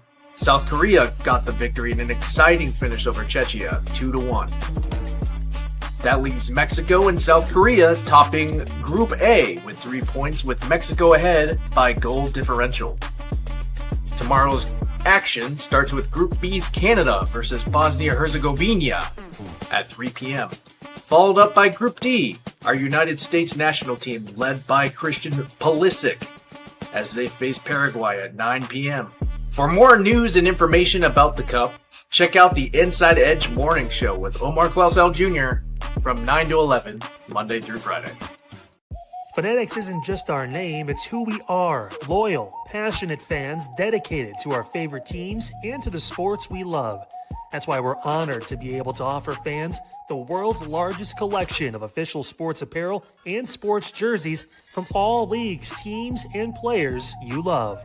We feature a wide selection of gear from every league, including the NFL, MLB, NBA, NHL, and NCAA merchandise, which allows us to serve fans of football, baseball, hockey, basketball, lacrosse, soccer, golf, and, well, everything else that gets your heart pumping.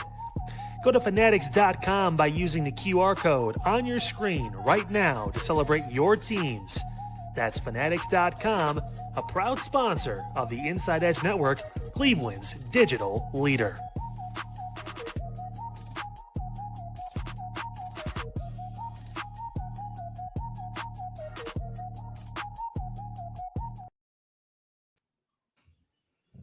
Hey guys, welcome back. Double A. I just am gonna let you know this Casa Amor is going to be amazing. So Peacock and Love Island, also known as ITV America, because Peacock is the distributor, ITV America is the production company, announced earlier today that special screenings of this season Casa Amor will be in theaters. Yes, you heard that right. On Monday night, they will be screening Casa Amor. When I tell you, I saw that earlier and I was like, oh, this is going to be fire. But then I had to think about it. I was like, oh, they know this is going to be a shit show.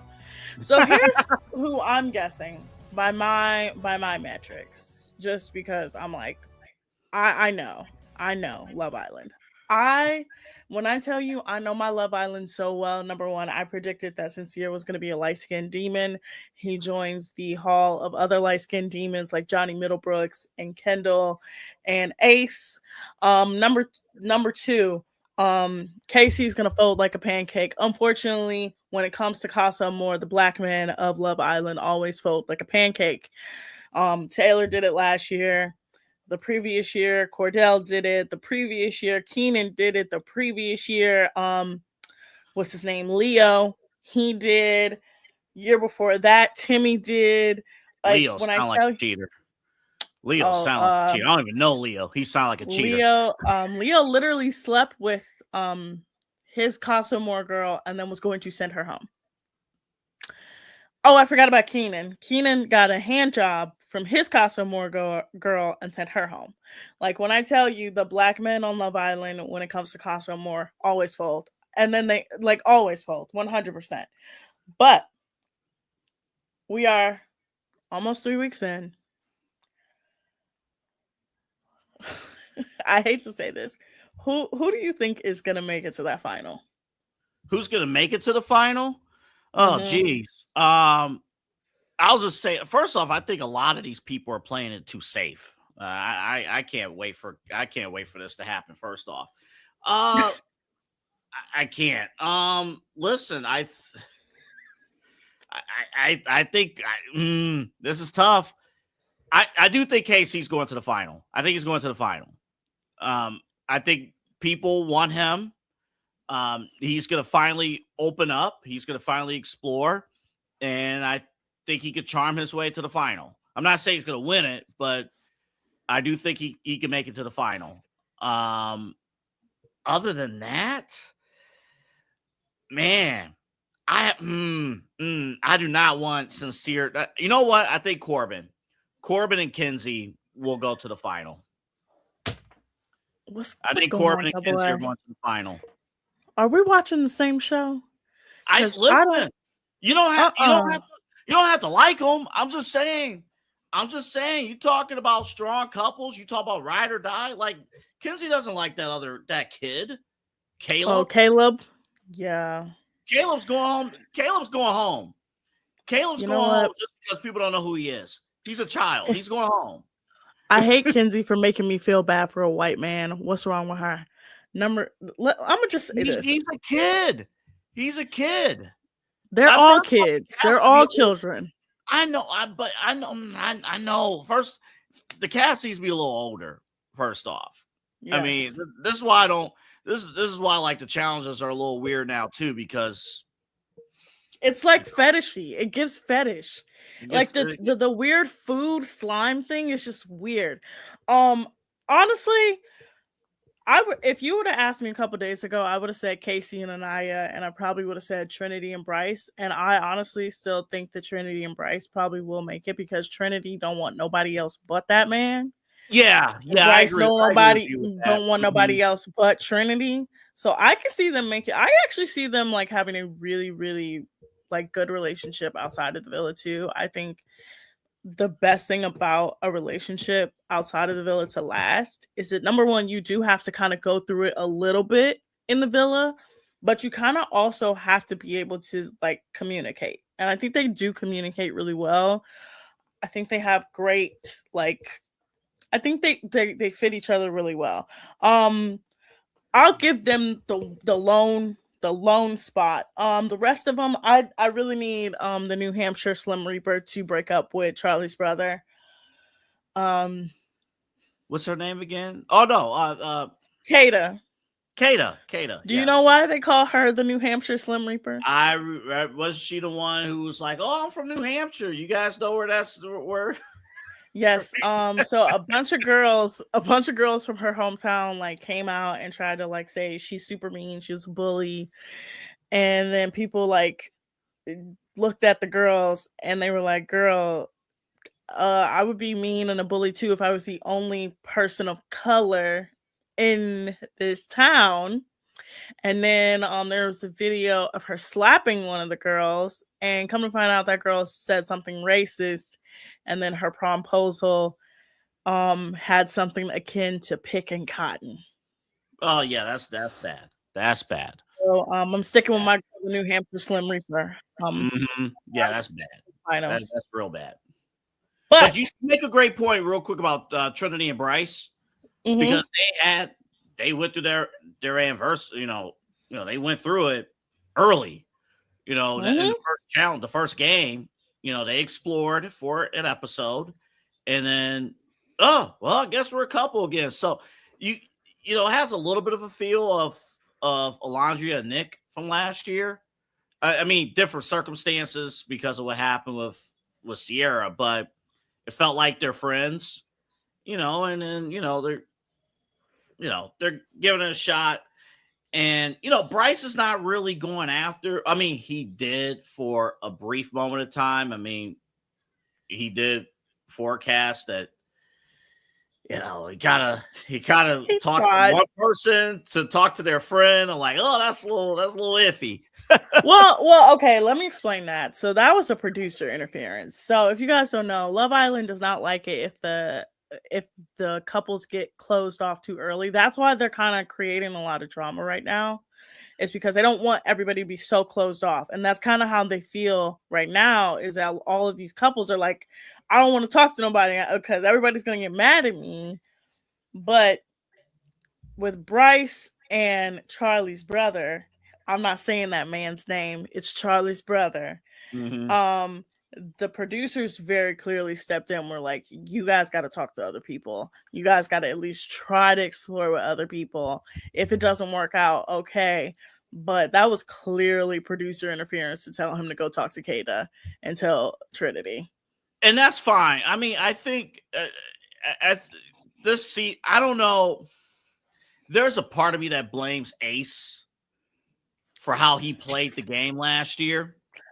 I'm so glad you said that. All the bad things on Love Island are Ace's fault. Because now everyone, probably except for whoever, everyone's playing this safe. So it almost feels like there's no drama. It's like, okay, we're doing recouplings, and then the recoupling doesn't matter. Melanie and Sincere, they're still a thing.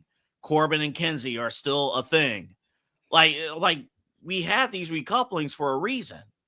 And I get it, you don't just move on, after one day, but like Melanie's not sleeping in the same bed as Corbin for 2 straight nights, probably a 3rd straight night coming up.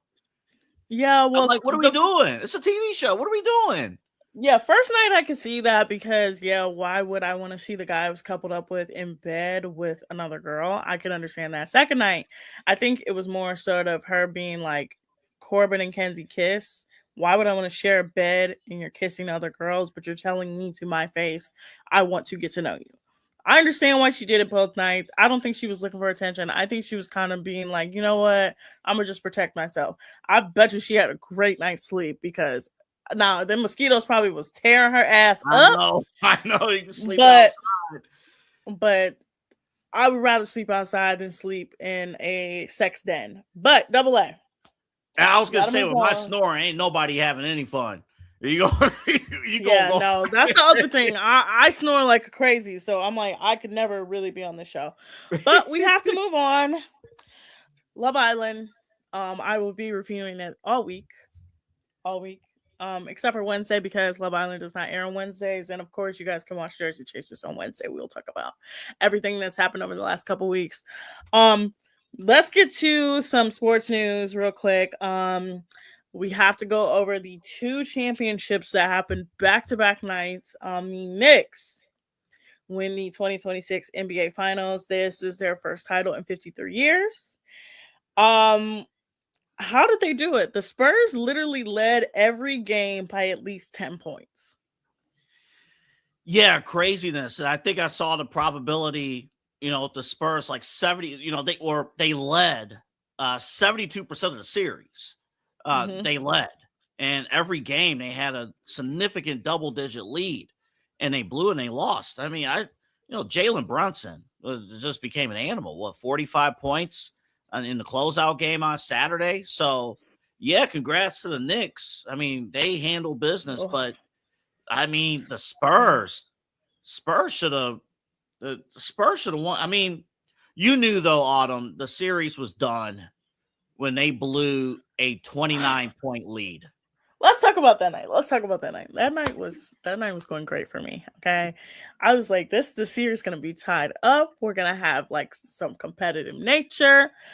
And then slowly but surely, I'm just seeing people being like, wow, oh my God, wow. And I'm like, they're not doing this again. They can't be doing this again. And then I saw the 29-point comeback and only to win by 1. Now, this is the thing, is that the Knicks, I think in almost all the wins except for the first one, won by a combined like 7 points, which is crazy. Unbelievable. But I want to talk about Saturday's game a little bit because number one, we got a Victor Wembanyama head smush, a literal head smush. And then we got one of the more peculiar things I've ever seen to end an NBA Finals game. So I'm gonna just let me just talk about this.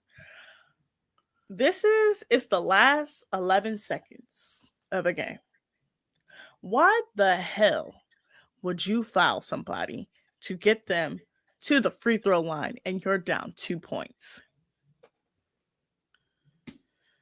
Your guess is as good as mine. Like when I saw that play, I'm like, my mom was like showing me because I didn't watch the game live because I just when the Cavs are out, I'm also out usually. But I did see that play and I was like, why would you foul them there?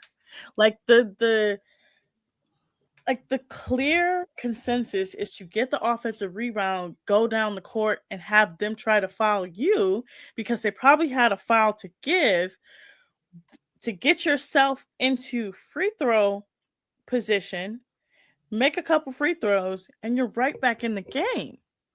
Why the hell would you foul them knowing that one free throw puts the whole game away? There were a lot of things that the Spurs didn't do right in late game execution, which is shocking because of the amount of talent that's on that team. And then even going back to the previous game with De'Aaron Fox, just I don't know what the hell he was doing. A lot of people don't know what he was doing in terms of like just going for the layup. And I saw somebody say he was point shaving. He might have been. I mean, listen, the way sports are going these days, you never know. Seriously, you never know. But yeah, there were moments, and what you just brought up as part of it. There are moments where this team proved for whatever reason that they could not handle situational basketball. And it was weird to see. And like San Antonio should have won this series 4-1. It shouldn't have been won the series 4-1. It should have been a sweep. It should have been a sweep. They led by double digits in every single game. And the game that they did win, it was like, yeah, they should have won that game. The 29-point meltdown was just like, what happened? And then the last game, it was like, oh, you guys really don't care. Honestly, I'm going to just say this. I know everybody gave the Cavs a lot of shit and said that they quit. I never thought the Cavs quit. I just thought that the Knicks got hot at the right time and the Cavs just like everything they did, they had no answer for. But I think the San Antonio Spurs quit. 29-point comeback. And like your second best player just is not there. What do you do? Game 5. Game 5, at the end of the game, it's right there. You can tie up the game, and instead of driving to the basket, you keep giving it to Wemby to shoot threes, knowing that this man is tall, but he's not a 3-point shooter. Great point. Yep, that's exactly right. Why would you not drive the ball to the hole, draw the foul, maybe get an and one like that? This is where it like these new NBA teams just like piss me off. It's because like the clear and better play is always going to be drive it to the hole. And the crazy thing, Autumn, they were doing that in the Western Finals against OKC. Like, because they had no choice. Yeah, but that's how they was winning games. Like that game 1 of that series when Wemby put up 41 in that first game, that's exactly what they were doing. Wemby giving you the ball in the paint. He was a cheat code in the paint. And for whatever reason, I agree with you. For whatever reason, they just said F all that. They got lazy. And then they quit up here. So that, Yeah. Well, I'm going to tell you why it worked against OKC. Because the OKC switches, like, they took advantage of that. Because they were switching Hartenstein and Alex Caruso. And Chet didn't want no parts of Wemby. So they literally took advantage of that. But it's the Knicks. You could have fully taken advantage of Karl Anthony Towns and Jalen Brunson. Jalen Brunson's small. That's a small team. You could have 100% taken advantage of that. And I think what happened is that they got so comfortable and they got so lax, and then they're like, oh, we don't need to play. It's the Knicks. Who cares? They're not going to win. They're not going to come back. And they had won the season series against them, obviously. So I just think that when it came down to it, the Knicks unfortunately wanted it more. Oh yeah, that's what it came down. They wanted it more, and the Spurs did it. And my one complaint, real quick, Autumn. And I know we got a break here in a sec. My one complaint was we gave them the formula, the Cleveland series. We gave them the formula. We gave them the belief that they could come back, and they've done that, and they just got hot, and it's amazing. I've never seen a team in basketball. I've never seen a team win like this every night. Like the way they won. Autumn, you're exactly right. Like, Spurs should have swept them. For 1-5. I mean, and according to probabilities, according to analytics, they did. Yeah. According to analytics, the Spurs were the analytical championships. Kenny Atkinson will never live that down. When we come back from the break, we'll talk about the other championship that was won. We'll talk about UFC 250. We'll also talk about the culture shock of the World Cup, and then I'll give you my good spiral of the day and my bad spiral of the day, and then of course we'll get into Double A's midnight run. Whether searching for a baseball autographed by your favorite World Series slugger, a signed football by an iconic Hall of Famer, or the jersey of a world-famous soccer star, you've come to the right place. Here at sportsmemorabilia.com, the web's leading source of authentic sports memorabilia, you'll find more than 500,000 authentic products from nearly every professional sports league, team, and players. Not only will you find your next prized sports possession with ease thanks to superb customer service and tremendous site experience, you'll have the satisfaction and peace of mind that every product listed comes complete with a certificate of authenticity and is fully backed by the sportsmemorabilia.com lifetime authenticity guarantee. Go to sportsmemorabilia.com by using the QR code on your screen right now. Sportsmemorabilia.com, a proud sponsor of the Inside Edge Podcast Network, Cleveland's digital leader. Find us on InsideEdgeNetwork.com for the latest information on your favorite shows, personalities, and network partners. Plus, guess what? We have a merch shop. That's right, we have network polos, t-shirts, champion jackets, hats, and bottles. Rep the network. Every purchase supports independent sports and entertainment media. Use the QR code on your screen right now to check out InsideEdgeNetwork.com. That's InsideEdgeNetwork.com. Key On Sports is the leader in Ohio high school athletic coverage in written, print, and video streaming. From the latest news and results and written content to the high school football game of the week every Friday, Key On Sports has you covered.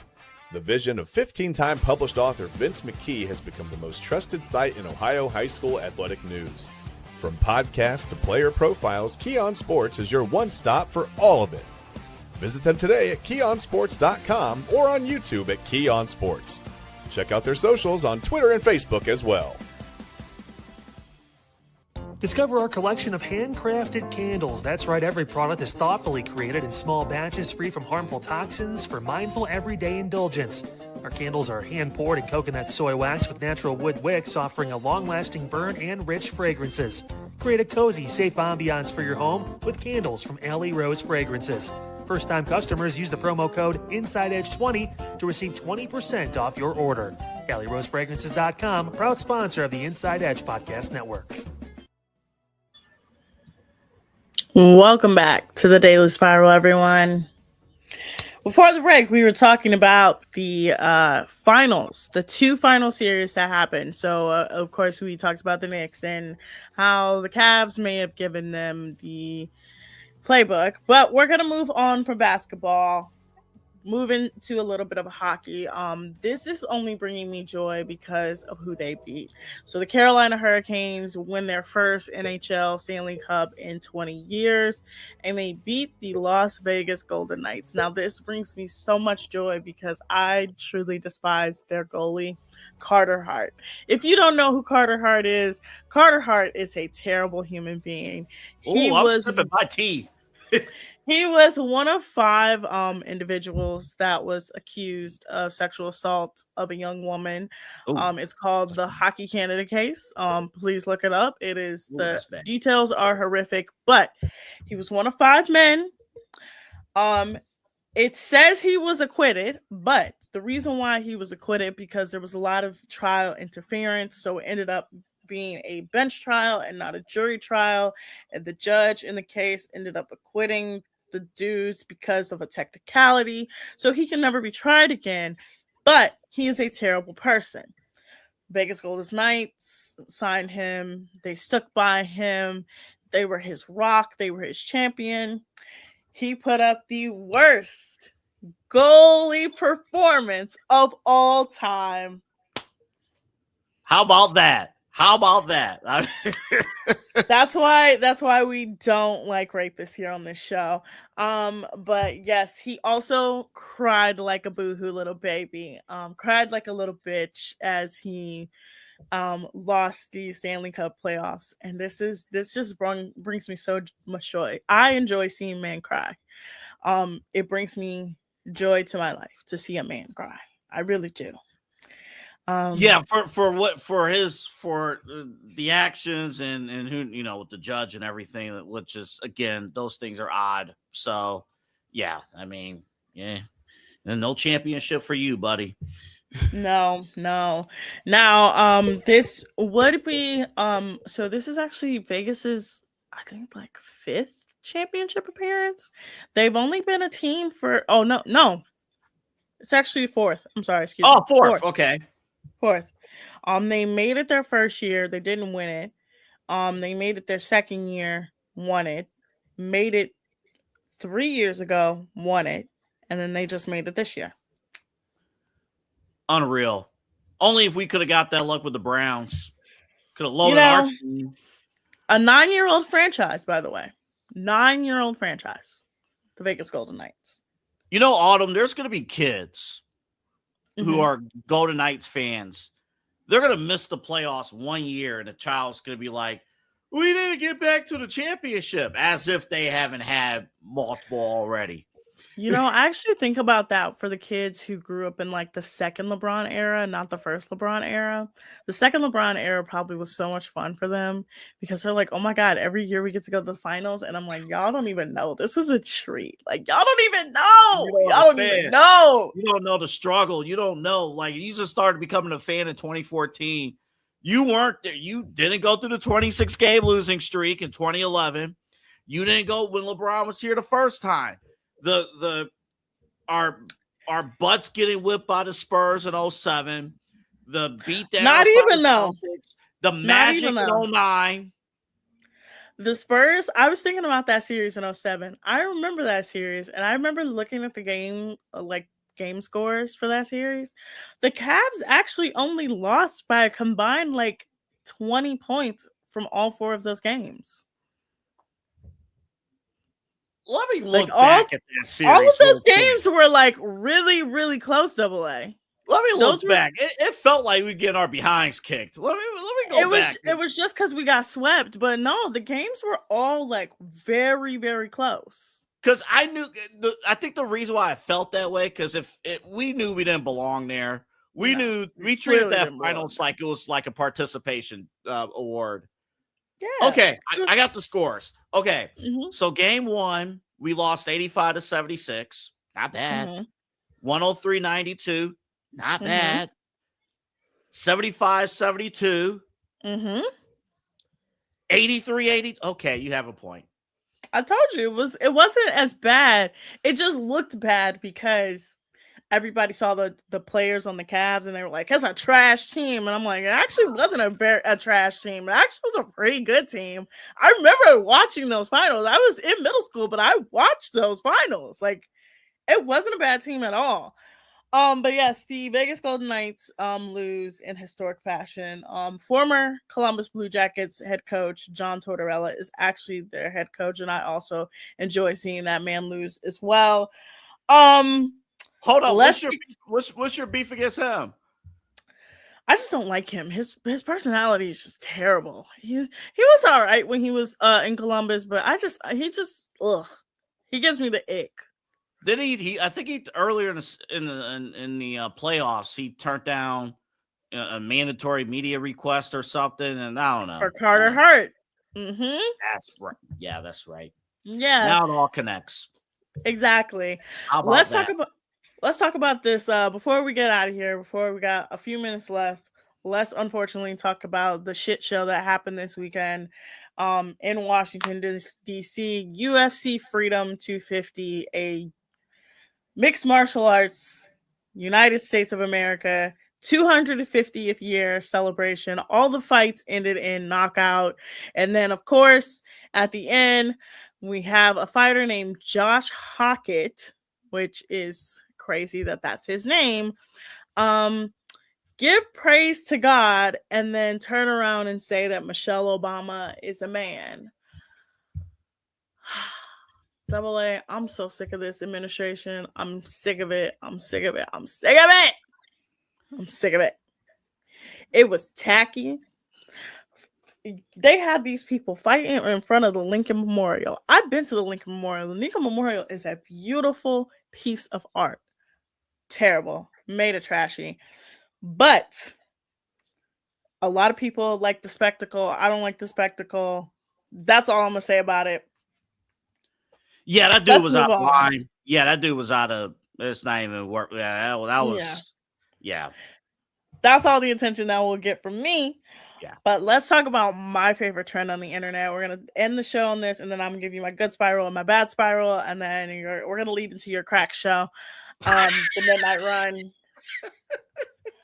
We got a lot to break down. Okay, we got. I can't eat ice cream in public. I'm going to talk about that at 12 o'clock. We'll talk about that another day. We'll talk about that. That's crazy.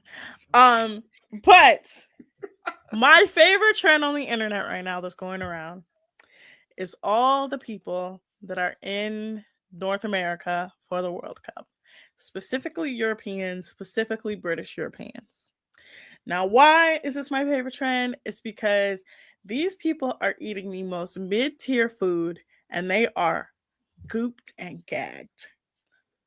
Double A, I saw a post by this lady from Sweden.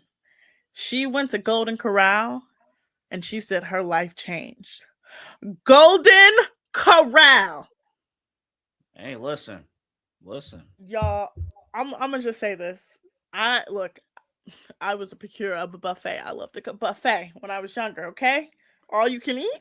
I can go up as many times as I want to. I can eat steak. I can eat pizza. I can eat fried chicken. I can eat crab legs. Oh my God, beautiful. We were talking about Hometown Buffet the other day. Buffet in Ponderosa the other day. Ponderosa. Yeah, we were talking about that the other day. Yeah, no.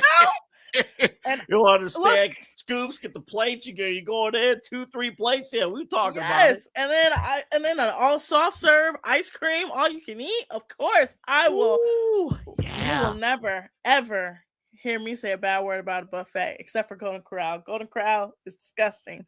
In 2026, why are you eating at Golden Corral? Number one. Number two, that's the pinnacle of food for you? Golden Corral? You know what, though? Here's the thing. It might be because, here in America, we put more salt and more stuff on everything. It's not even just that. I've seen Raising Cane's. They love Raising Cane's. I love Raising Cane's as well. There's better chicken out there though. Chipotle. Oh my God, Chipotle. I'm gonna tell you the ones I've seen. Chipotle, Raising Cane's, Chili's for some reason. They love Chili's. Cheesecake Factory. Now I understand Cheesecake Factory. If you guys don't understand, Cheesecake Factory is a scratch kitchen, so they make everything from scratch. Yeah, that was a little different. And they have like a 26-page menu you got to study. Yeah, before you so I understand Cheesecake Factory. Yeah. They love Walmart. They think Walmart is heaven. Walmart is heaven on earth. It might be. I'm like, what are they doing to y'all in Britain? I've been to Britain before. I've been to London. I've been to central London at that. I did lose weight while I was there because food was terrible. But that's the thing. Autumn, you just said it. Autumn, you just said it right there. They do not put flavor. They don't put salt, nothing. They like chicken here. I went to they have a famous chicken place called Nando's, and they love Nando's. And I remember eating that chicken. I was like, this chicken is dry as hell. Yeah. Oh, it was disgusting. That's why they love it here. Double A, I'm gonna give you my good spiral, I'm gonna give you my bad spiral, and then I'm gonna let you do your crack show. Good spiral, a good place to spiral. When I say a good spiral, as in good place to go down a rabbit hole, I go down a rabbit hole every single day. Good spiral, BTS. I love BTS. They're celebrating their 13th year of being a group. They're the first K-pop group to not lose any members and to come on back from their hiatus when they went to the military. That is my good spiral. Go down the BTS rabbit hole. You will be stuck there. I promise you, you will love them. My bad spiral, as in like the thing that's gonna make you so mad, is the book adaptation of this book called Every Year After or Every Summer After. Whew! That's a whole nother show. I could talk about that. I could talk about Amazon's book adaptations. But good spiral, BTS. Bad spiral, Every Summer After. Now tomorrow, I think I'm joined by Eli tomorrow. I'm almost positive Eli is my host tomorrow, right? Correct. Yes. Eli is my host tomorrow. So Eli, I know you can hear me. I see you. You have to watch Love Island. I'm sorry. I apologize, but you got to do it. You got to watch it in order for us to talk about it. Double A, of course, will hear all my thoughts over text message. But tomorrow, we'll talk about Love Island. It's a slow point of the year. So Double A making me start a This is show our training in camp the coverage. slowest part of the year. It's so cruel. The slowest part of the year is so incredibly mean. Hey, listen, it's not my fault you're going to the Knicks parade on Friday and you're going to miss Friday's show. I'm not going to the Knicks parade. Listen, if you want to spend your Juneteenth in New York celebrating with the Knicks, that's on you. Just let us know how it goes. If you get a sponsor while you're out there, let us know. We'll set it up. We'll make it happen. Of course, I don't think the parade is going to be Friday. I think it's probably going to be like on Wednesday, right? Usually isn't a couple days after. I don't know why you're asking me. You should be on top of this. You know this. Anyway, we'll talk more about the World Cup and all the other things going on the internet. Because you want to call my show a crack show? This is the energy you gonna get. Oh my God, y'all! My show literally Midnight Run is a very educational program. Okay, you're literally about to talk about why you can't eat ice cream in public. How is that educational? Teach somebody what not to do when eating ice cream in public. Why would you? No, he will not gaslight me, people. Okay. I will see you tomorrow at 11 p.m. and I will have some topics for you, but Love Island 100% will be on that list. Oh, God. I've been your host, Autumn Chisholm, for Anthony Alford. Thank you for listening to the first episode of The Daily Spiral. Be safe, be lovely, and watch Double A's Crack Show right after this.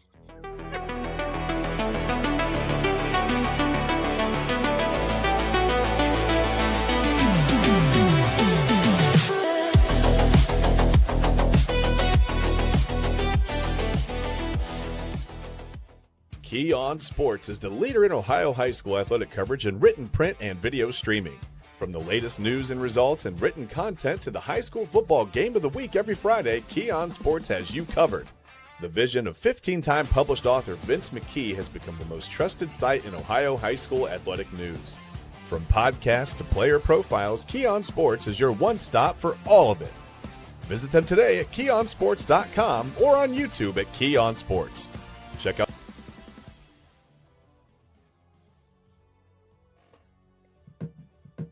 Double A, you seem. Do you want me to help you introduce your crack show?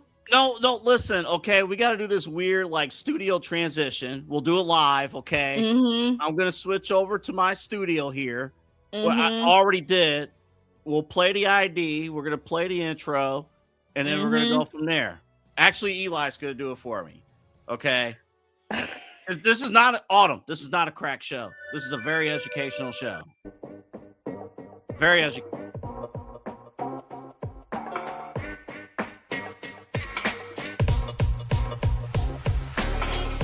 This is Midnight Run on the Inside Edge Network. Here's your host, Anthony Alford.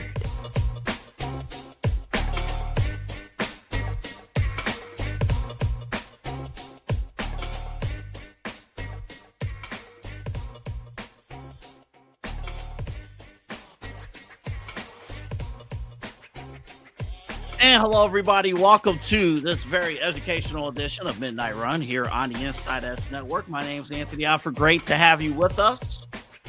See, I'm almost ready to put that little EI logo in the corner of the screen and say this is educational, because now it is. But welcome to the show, everybody. Great to have you along with us. We have a ton to get to in this hour. Coming up later in the show, I will tell you why. I will no longer eat ice cream in public with people. I will share that with you coming up. Also, I know we have not had the Side Hustle Wrestling podcast last week. We're a little bit on a summer break. We'll be back on June 26th but I do have a wrestling take for you. I have a strong wrestling take for you coming up later in the show. Plus, we will go around the dial once again. We will hear local reaction to the NBA Finals with the Knicks and New York radio, how they reacted, and Locked On Spurs.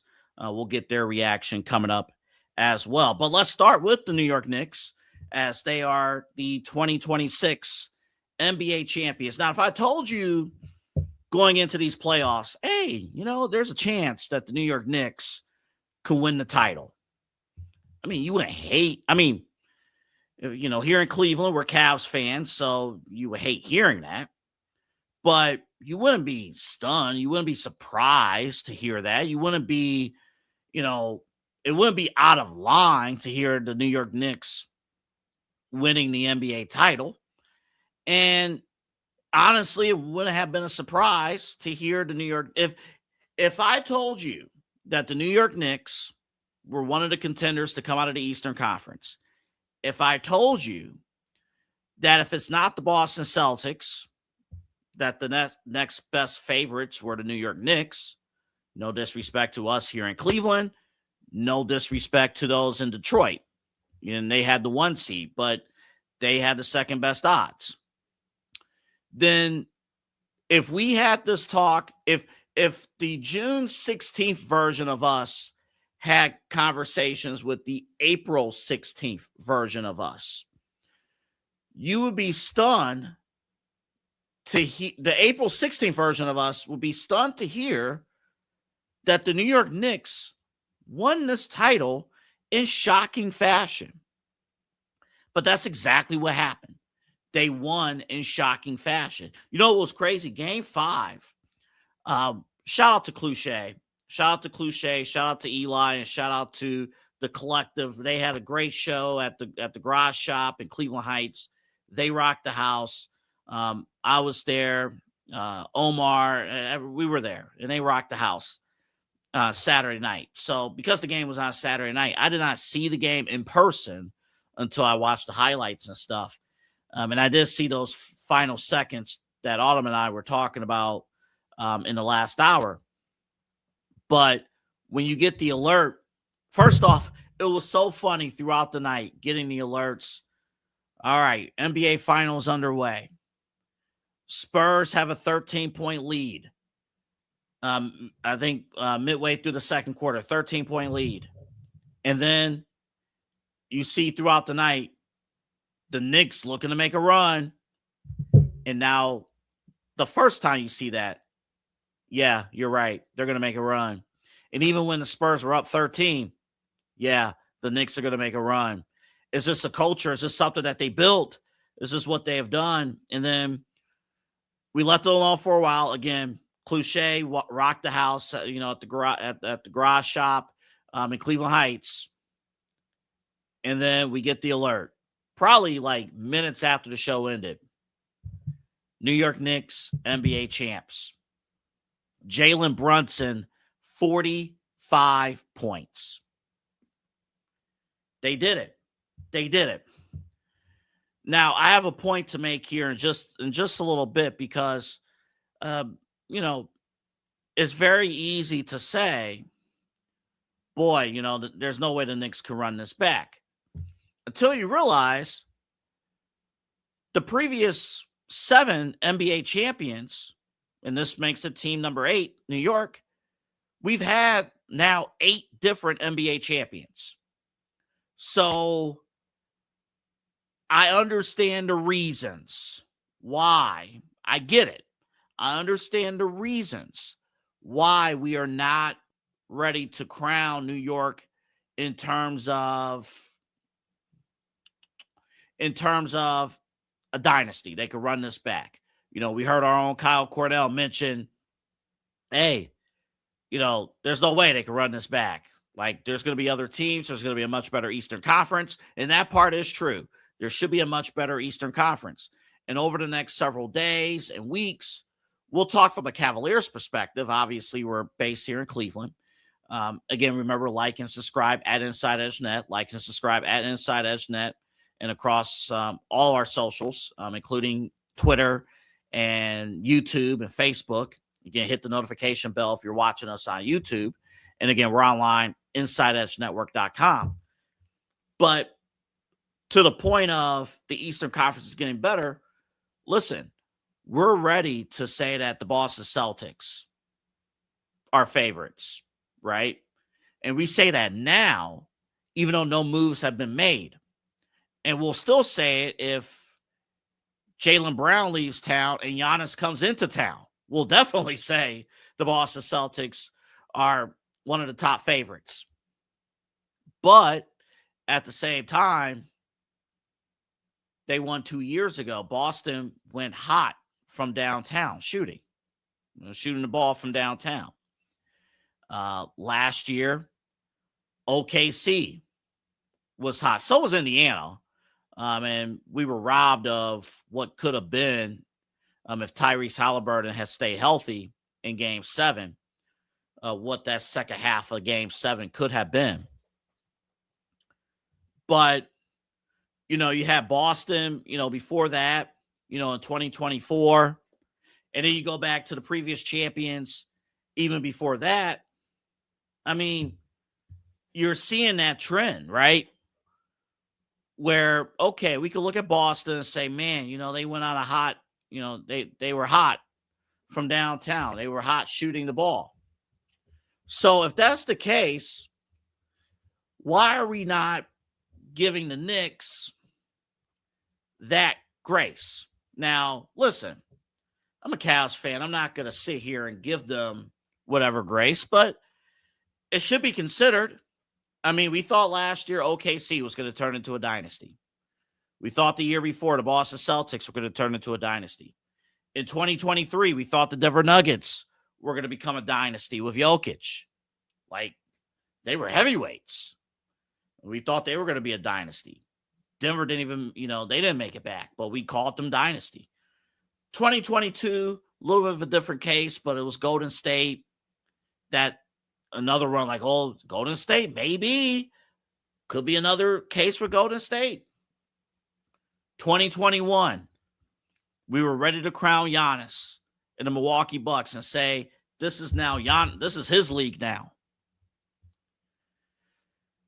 2020, I know it's the bubble. I know the bubble's not looked at the same, but it's LeBron. And LeBron finally won a title. And it's like, now LeBron can go on that run. The last time we looked at an NBA champion and said, they're not repeating, was 2019 in the Toronto Raptors. And we only said that because we knew Kawhi Leonard was not sticking around with the Raptors. I think he went to the Clippers right after that championship. So we give grace to Milwaukee, to Golden State, to Denver, to Boston, and OKC. No grace to New York. Again, I hate defending New York, but New York did exactly what the other NBA champions that I just mentioned have done. And we all were ready to crown those teams as dynasties, and they were all one and done. So we should at least give the Knicks consideration that they could run this thing back, and that Jalen Brunson, who, by the way, this morning in New York City is getting crowned as the best Knick player of all time. In fact, Kyle Cornell had a poll earlier today. I think it's still up on the Unfiltered with Kyle Cornell Facebook page, asking you guys, would you consider Jalen Brunson to be an all-time New York Knick? And I believe overwhelmingly a lot of people say yes. But here was the other thing I was thinking about this Knicks run. And it just struck me. Actually, I was on the phone with Eli this morning. We were talking business, and, we ran, a few other scenarios, kind of planning out all of our shows here tonight. I said, Eli, I'm like, this Knicks run in the playoffs and the way they did it, it's not the same sport, but it's kind of the same tone of the run. Do you remember the 2014 Ohio State Buckeyes, the football team? The Ohio State Buckeyes, remember, I believe it was J.T. Barrett. He was hurt. And then, Cardell Jones, he stepped in.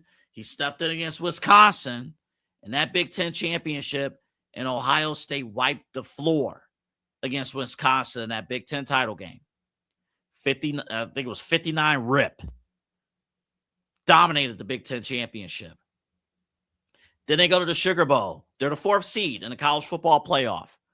Nobody's picking them to win the national title. Nobody. They're the 4th seed. They have the 3rd string quarterback starting, and they're facing Nick Saban in Alabama. And they won that game. They won. I mean, the score doesn't, give it away, but they pretty much dominated that game, pace-wise. They handle business. And then the national championship game, Marcus Mariota, who are you? I mean, we just took care of business against Oregon, and we won the national championship. We won in a year and in a circumstance where we weren't supposed to win in that moment in time. All the odds were stacked against Ohio State at that point, and they won. And then the following year, when people picked them to win, the following year, then they're losing to Michigan State. And then I'm on the main event crying to Eli about how our team lost to his team at the time. Eli's brother now goes to Ohio State, so he's a Buckeye fan now. But at the time, Michigan State, come on. So weird things happen in sports. I think when it's lightning in a bottle, you got to just capture it. And I love this team. I love this team. If you're watching us here from Cleveland, I love this team, the Cavs. But we started this mess. Again, I know we did the time travel episode with Midnight Conversations on Friday. Imagine going back to that game 1. I think it was on a Monday night. Imagine going back on that Monday night and the Cavs would have held on to that 22-point lead. And we win the game. What could have been? What could have been? And maybe the New York Knicks are not sitting here as NBA champs. Maybe it is somebody else. Meanwhile, for the Spurs on their end, don't become the Buffalo Bills of the NBA. That's my biggest fear. My biggest fear with this team. And again, they're kids. They can go back. But let's again track back to 2020 in the NBA Finals. Let's look at the losing teams and see how they've done. Last year, the Indiana Pacers lost in Game 7. Again, their circumstances are different, but they bottomed out this year. Let's see what happens when Tyrese Halliburton's back. So there's the jury's still out on Indiana. But the Dallas Mavericks, not the same, not even close. They lost. They didn't even compete in 2024. And they're out. And now Luka's no longer with the franchise. By the way, wonder how Mavericks fans are feeling. The all-time greatest New York Knicks player, according to a lot of people in New York City, not good enough to play for your franchise. Wonder how they're feeling down there in Dallas. We might pull that sound for Around the Dial. Maybe tomorrow we might do that. The Miami Heat, I'll give it this. They went to the finals as an 8th seed, but the Miami Heat been consistently at that, that play-in. The only team, and then Phoenix in 2021. So, yeah, again, kudos to Miami. They made the finals twice. They've been runner-ups twice in 2020 and 2023. The only team that has stuck around and has returned to the finals and won was the Boston Celtics in the last, 6 years. I don't want the San Antonio Spurs to become the Buffalo Bills of the NBA because they're a very talented team. But the fact is, you lose that way, you led every game, and you choked it away every single night. What are you doing? What are we doing? All right, when we come back, we will play reaction from both New York and San Antonio. We'll have that for you coming up on the other side of this break. Plus, a major programming announcement. You heard it during Inside Edge Primetime. Eli and Chad had a did a great job. We'll talk about that. We'll bring Eli on as well. We'll kind of talk a little bit about our new partnership. You've been seeing it, and we'll talk about it coming up on the other side. And, well, two other things. I'll tell you why I can't eat ice cream in public anymore, and why this superstar, I can't believe I used that term, why this WWE wrestler, I'll be a little better, should win the King of the Ring. And it ain't one of your favorites, but I'll tell you why main event Jey Uso should win the King of the Ring. I said Royal Rumble. Why? You know why Royal Rumble's in my mind? Because he won the Royal Rumble. But I'll tell you why he should add the King of the Ring to his resume. Coming up on the other side of the break. This is Midnight Run right here on the Inside Edge Network. Fanatics isn't just our name, it's who we are. Loyal, passionate fans dedicated to our favorite teams and to the sports we love. That's why we're honored to be able to offer fans the world's largest collection of official sports apparel and sports jerseys from all leagues, teams, and players you love. We feature a wide selection of gear from every league, including the NFL, MLB, NBA, NHL, and NCAA merchandise, which allows us to serve fans of football, baseball, hockey, basketball, lacrosse, soccer, golf, and, well, everything else that gets your heart pumping. Go to fanatics.com by using the QR code on your screen right now to celebrate your teams. That's fanatics.com, a proud sponsor of the Inside Edge Network, Cleveland's digital leader.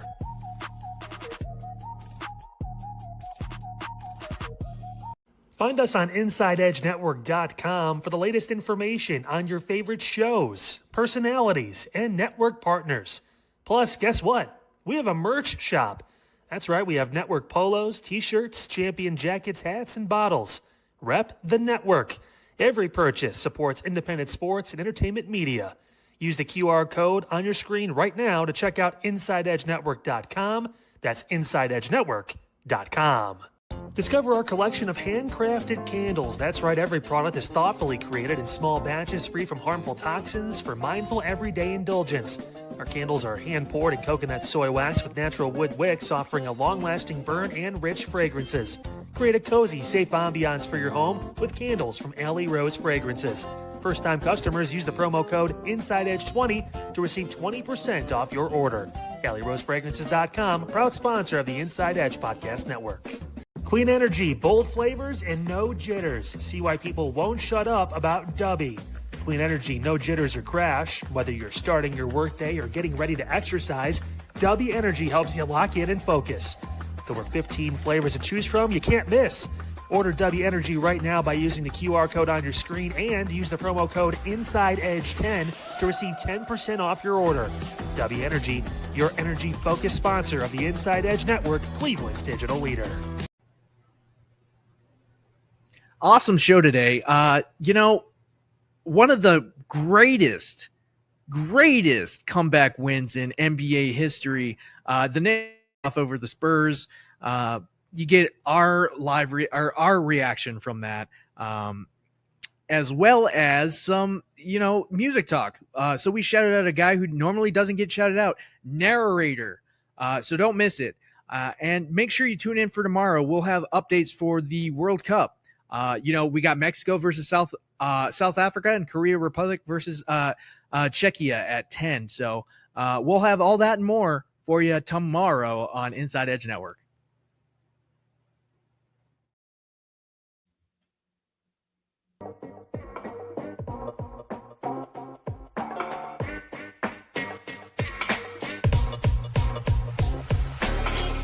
This is Midnight Run on the Inside Edge Network. Here's your host, Anthony Alford.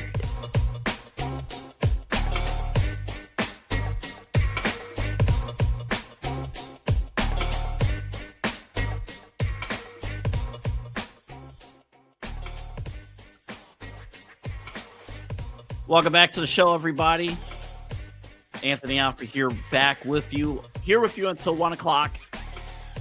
I'm Midnight Run. Great to have you with us. And thank you guys for your support of the Inside Edge Network. We got 5 daily shows, including the Inside Edge Morning Show.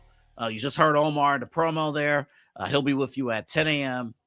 Every weekday morning. Kyle Cordell with you at 5.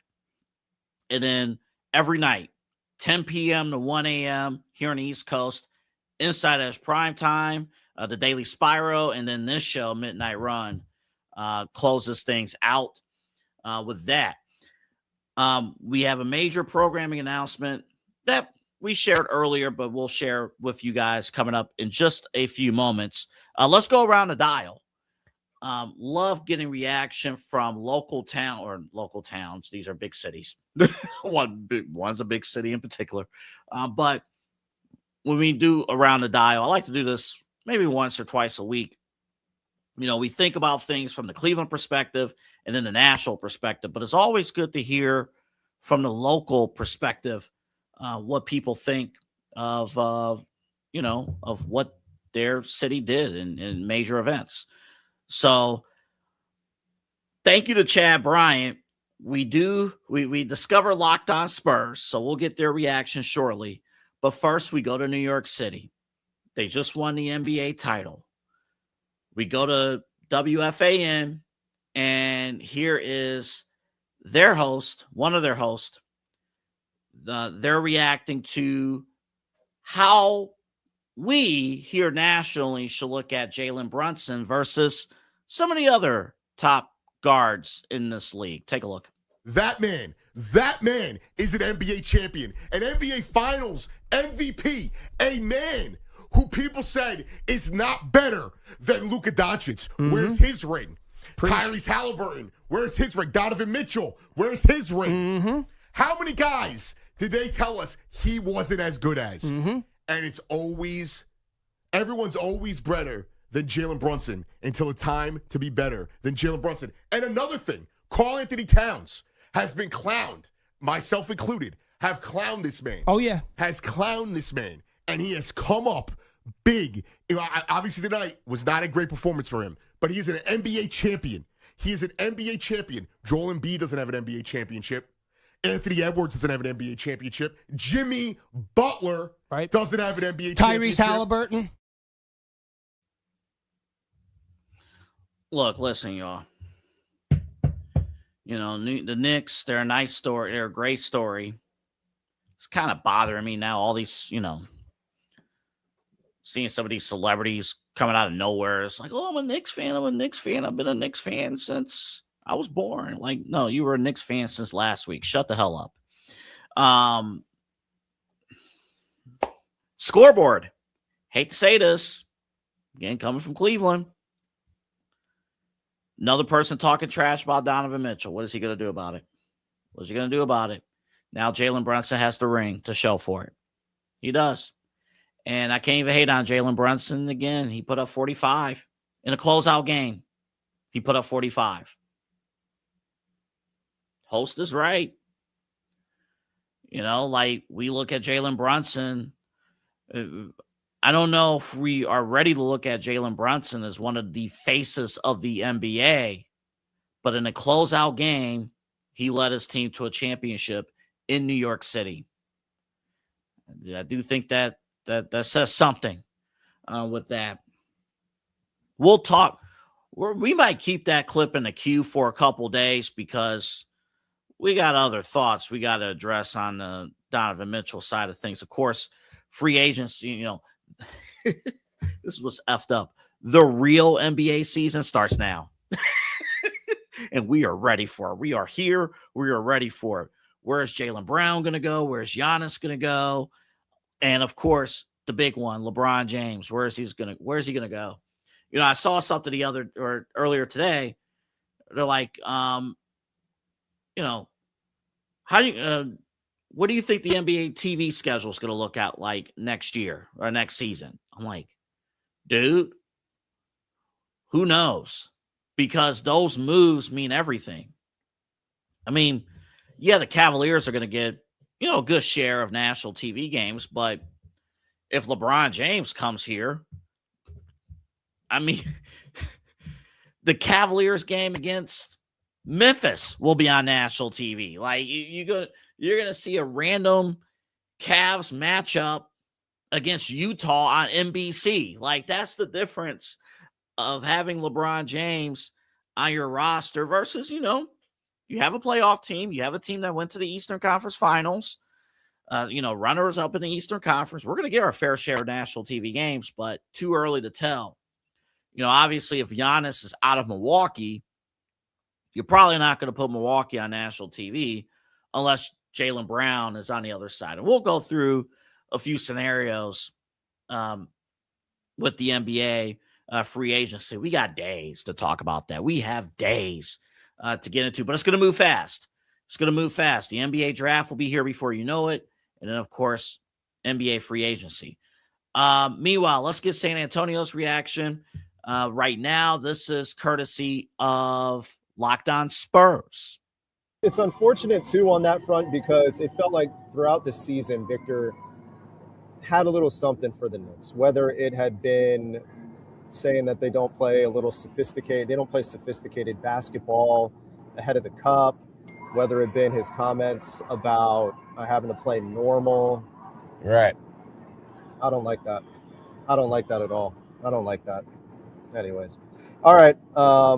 Let's focus back on the positive sides of things. Right. Because right. San Antonio, simply put, a magnificent season.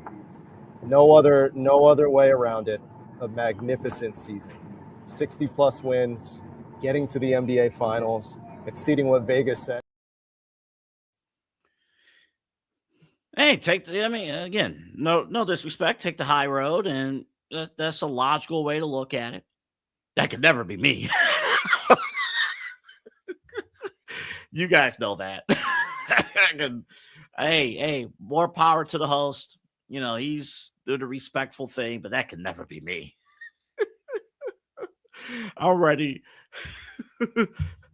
El Paso Midnight Run Studio be ready to burn down. Ain't no way. I'm taking a high, maybe a week later, maybe a month later. I'm barely taking a high road from the Eastern Conference Finals. Again, I told you I'm petty. I hold grudges from a sports standpoint. So, yeah. So again, congrats to New York Knicks. NBA is going to be loaded. Eastern Conference is going to be loaded. I think Eli brought up the point earlier today.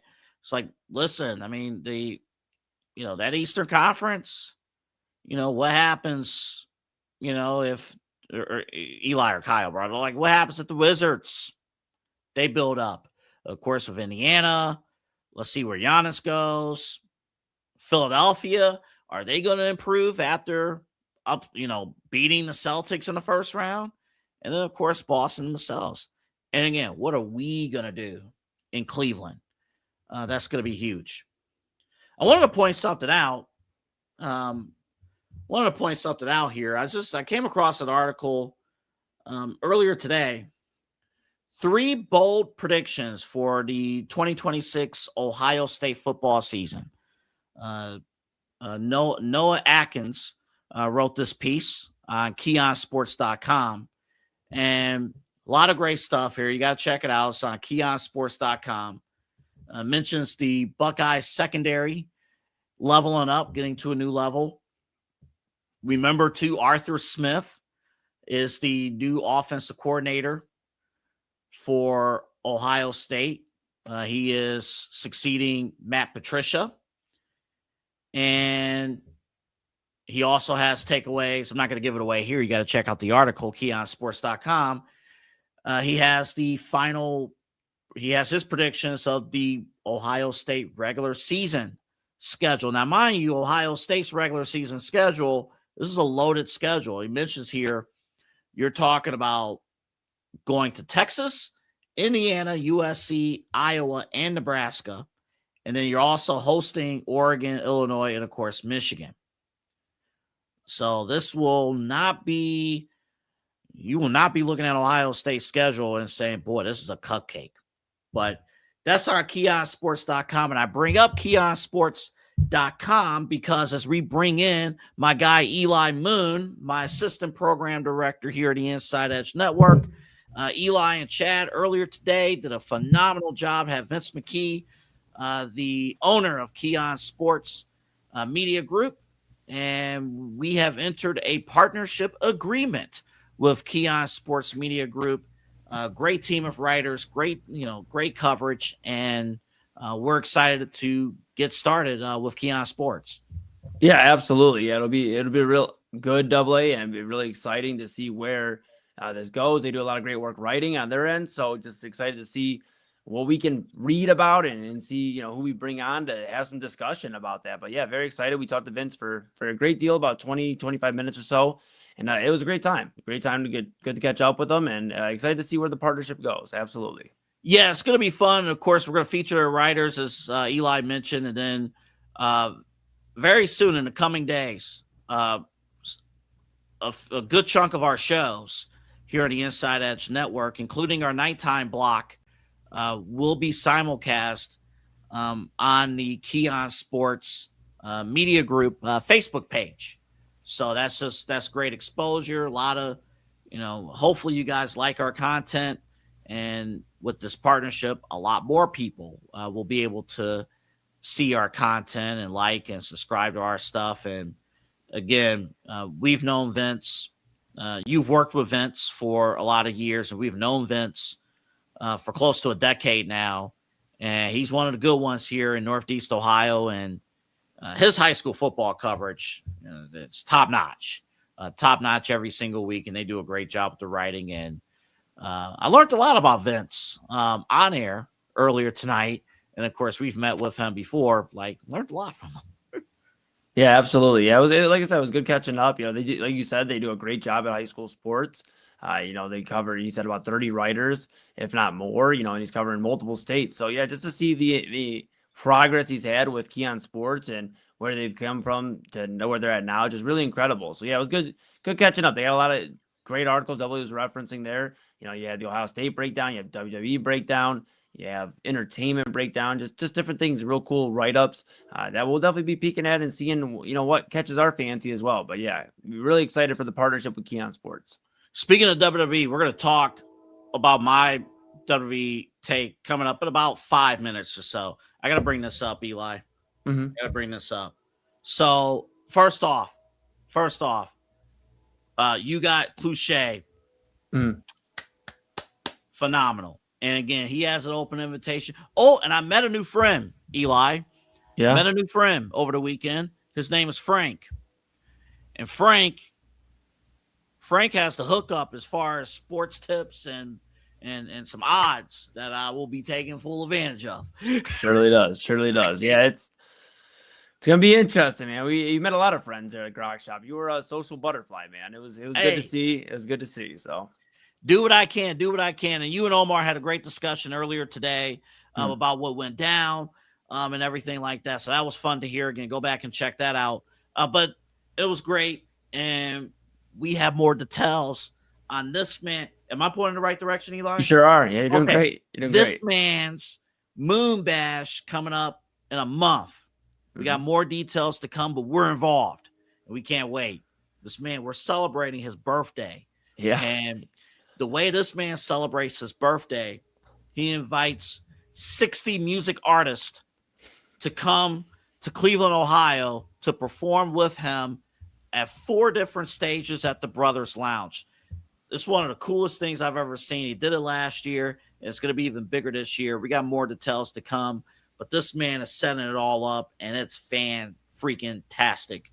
And we're going to have live coverage down there as well, but you want to get tickets. You want to get there. You want to get there, get your tickets and all that, Eli. Yeah, absolutely. Yeah, $15 tickets all day. You can do re-entry. So if you have to step out for an hour or two, you can come back. But yeah, just different genres. I mean, we have everything from alternative and rock to metal to bands, hip hop and rap. I mean, the heaviest of hitters, the who's who of Cleveland and out of state are going to be there. We have Michigan represented. We have Texas right now represented. We have New York represented. So we have a lot of great stuff. Maybe we'll get some finals discussion throughout some of the artists. My guys from Texas and New York. We'll see what goes on. But just exciting, man. We're really blessed to be in this position to have people that believe in me to be able to put something like this on. We did it last year with about 28 artists, and this year we're at 60. And yes, it's coming up fast. So we're working on it. Who was the wrestling fan that I met Saturday?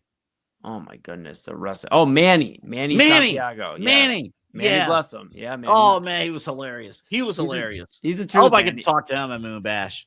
Yes, Manny will be there. Manny will be taking video and shooting photos throughout the night. He was doing that at Cliché's EP release show at Grok Shop for the Land Volume 2, and it was awesome. Yeah, Cliché did a phenomenal job. The entire card was awesome, and Manny was awesome, man. It was great to see him doing his thing, get to catch up with him. He was on Real Talk with Pop Moon earlier this year on the network, obviously, Inside Edge Network, Real Talk Pop Moon, Saturdays at 5 here on the network, and it was just awesome to see Manny. Every time I get to see him, we get to catch up, we start laughing about stuff, and we're ready to see him again in July. So a lot of fun stuff. We also are going to start working very quickly. I almost said very slowly. Don't work very slowly. No, you're very quick, very slow.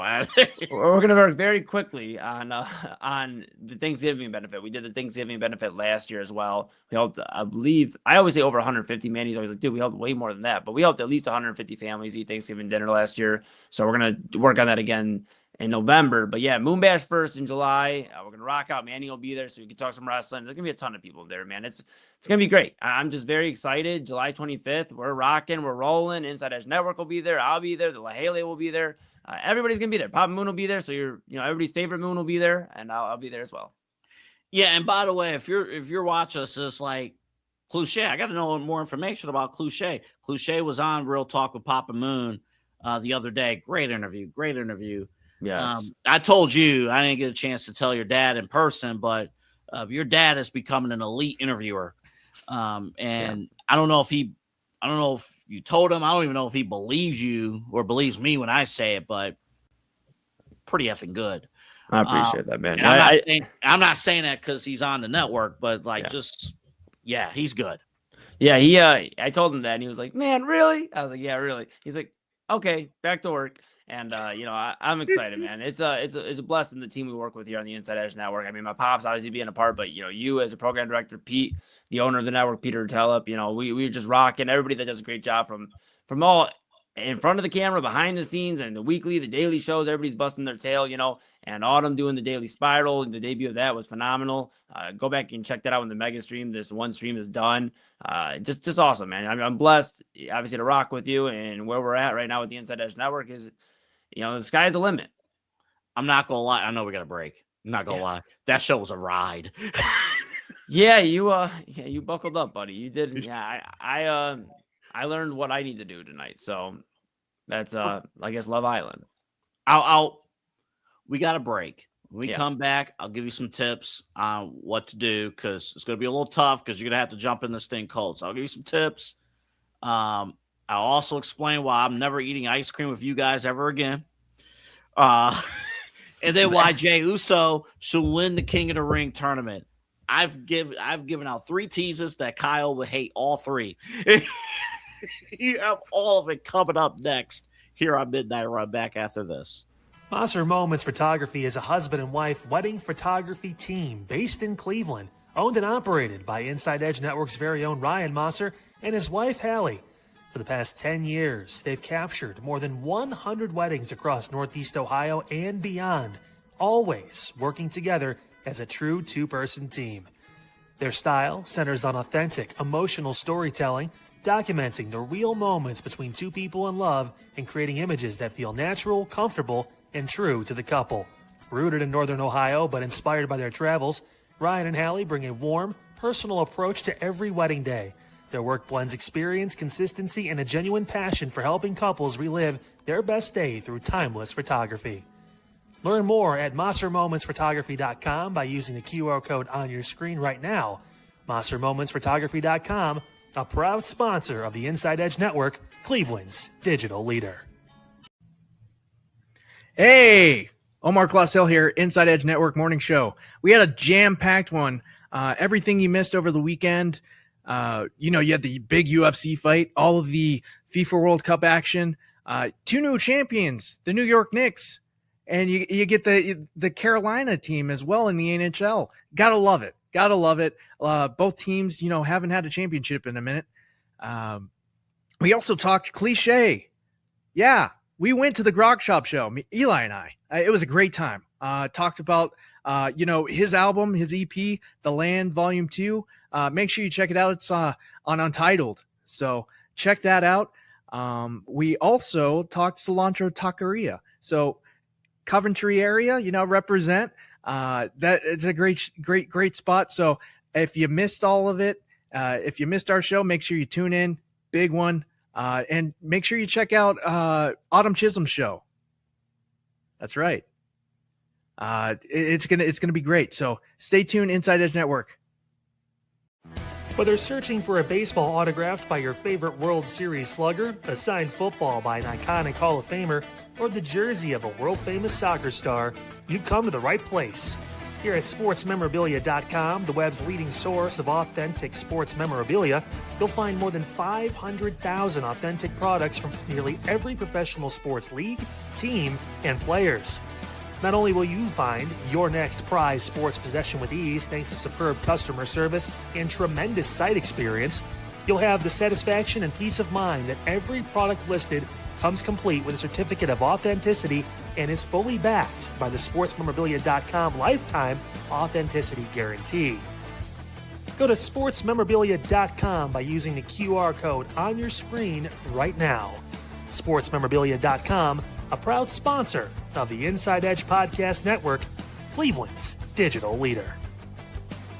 Small business owners are superheroes, but nowadays running your business means doing so inside your shop and on social media. That's why you should make Omega Video Marketing your sidekick. With a decade of content creation experience, I create dynamic, informative, and fun videos for your specific social needs that will increase brand awareness, get you more followers, and keep your social pages and websites current and fresh. I offer flexible pricing and turn times and will work with you to understand your brand and your story. All of that comes from the heart. My award-winning expertise is just the cherry on top. So let's get connected. After all, your brand is the alpha and my expertise is the omega. Awesome Unfiltered today on the Inside Edge Network, guys. Had a great conversation with Wallace Settles, local music scene. Make sure you check that interview out. It was great. Hey, coming up tomorrow on the program, we're going to talk about this issue with a live explosive found at the Cleveland Homeland Security Office in Independence. We'll dive into that. We're also going to get into, hey, is taking phones away, phone school bans, do they actually affect your education, your kids' education? We'll talk about that. And Governor DeWine approving a $3.7 billion capital improvements budget. We'll dive into what that actually affects. All on the episode tomorrow, Unfiltered, 5 p.m. right here on the Inside Edge Network.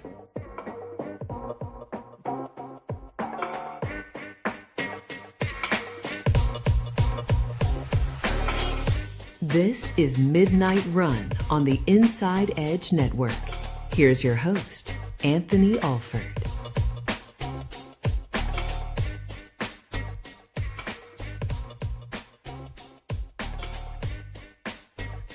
We got a lot to do here in these next 10 minutes. Let me tell you why Jey Uso should win the King of the Ring tournament. Because, again, we have not had Side Hustle. We didn't have it last week. We'll be off. This week, we'll be back with you on June 26th, the day before Night of Champions. And just found, I got to actually watch. By the way, I have to actually watch tonight's episode of Raw because I was prepping for Love Island, an autumn show. So I'm going to watch it in full.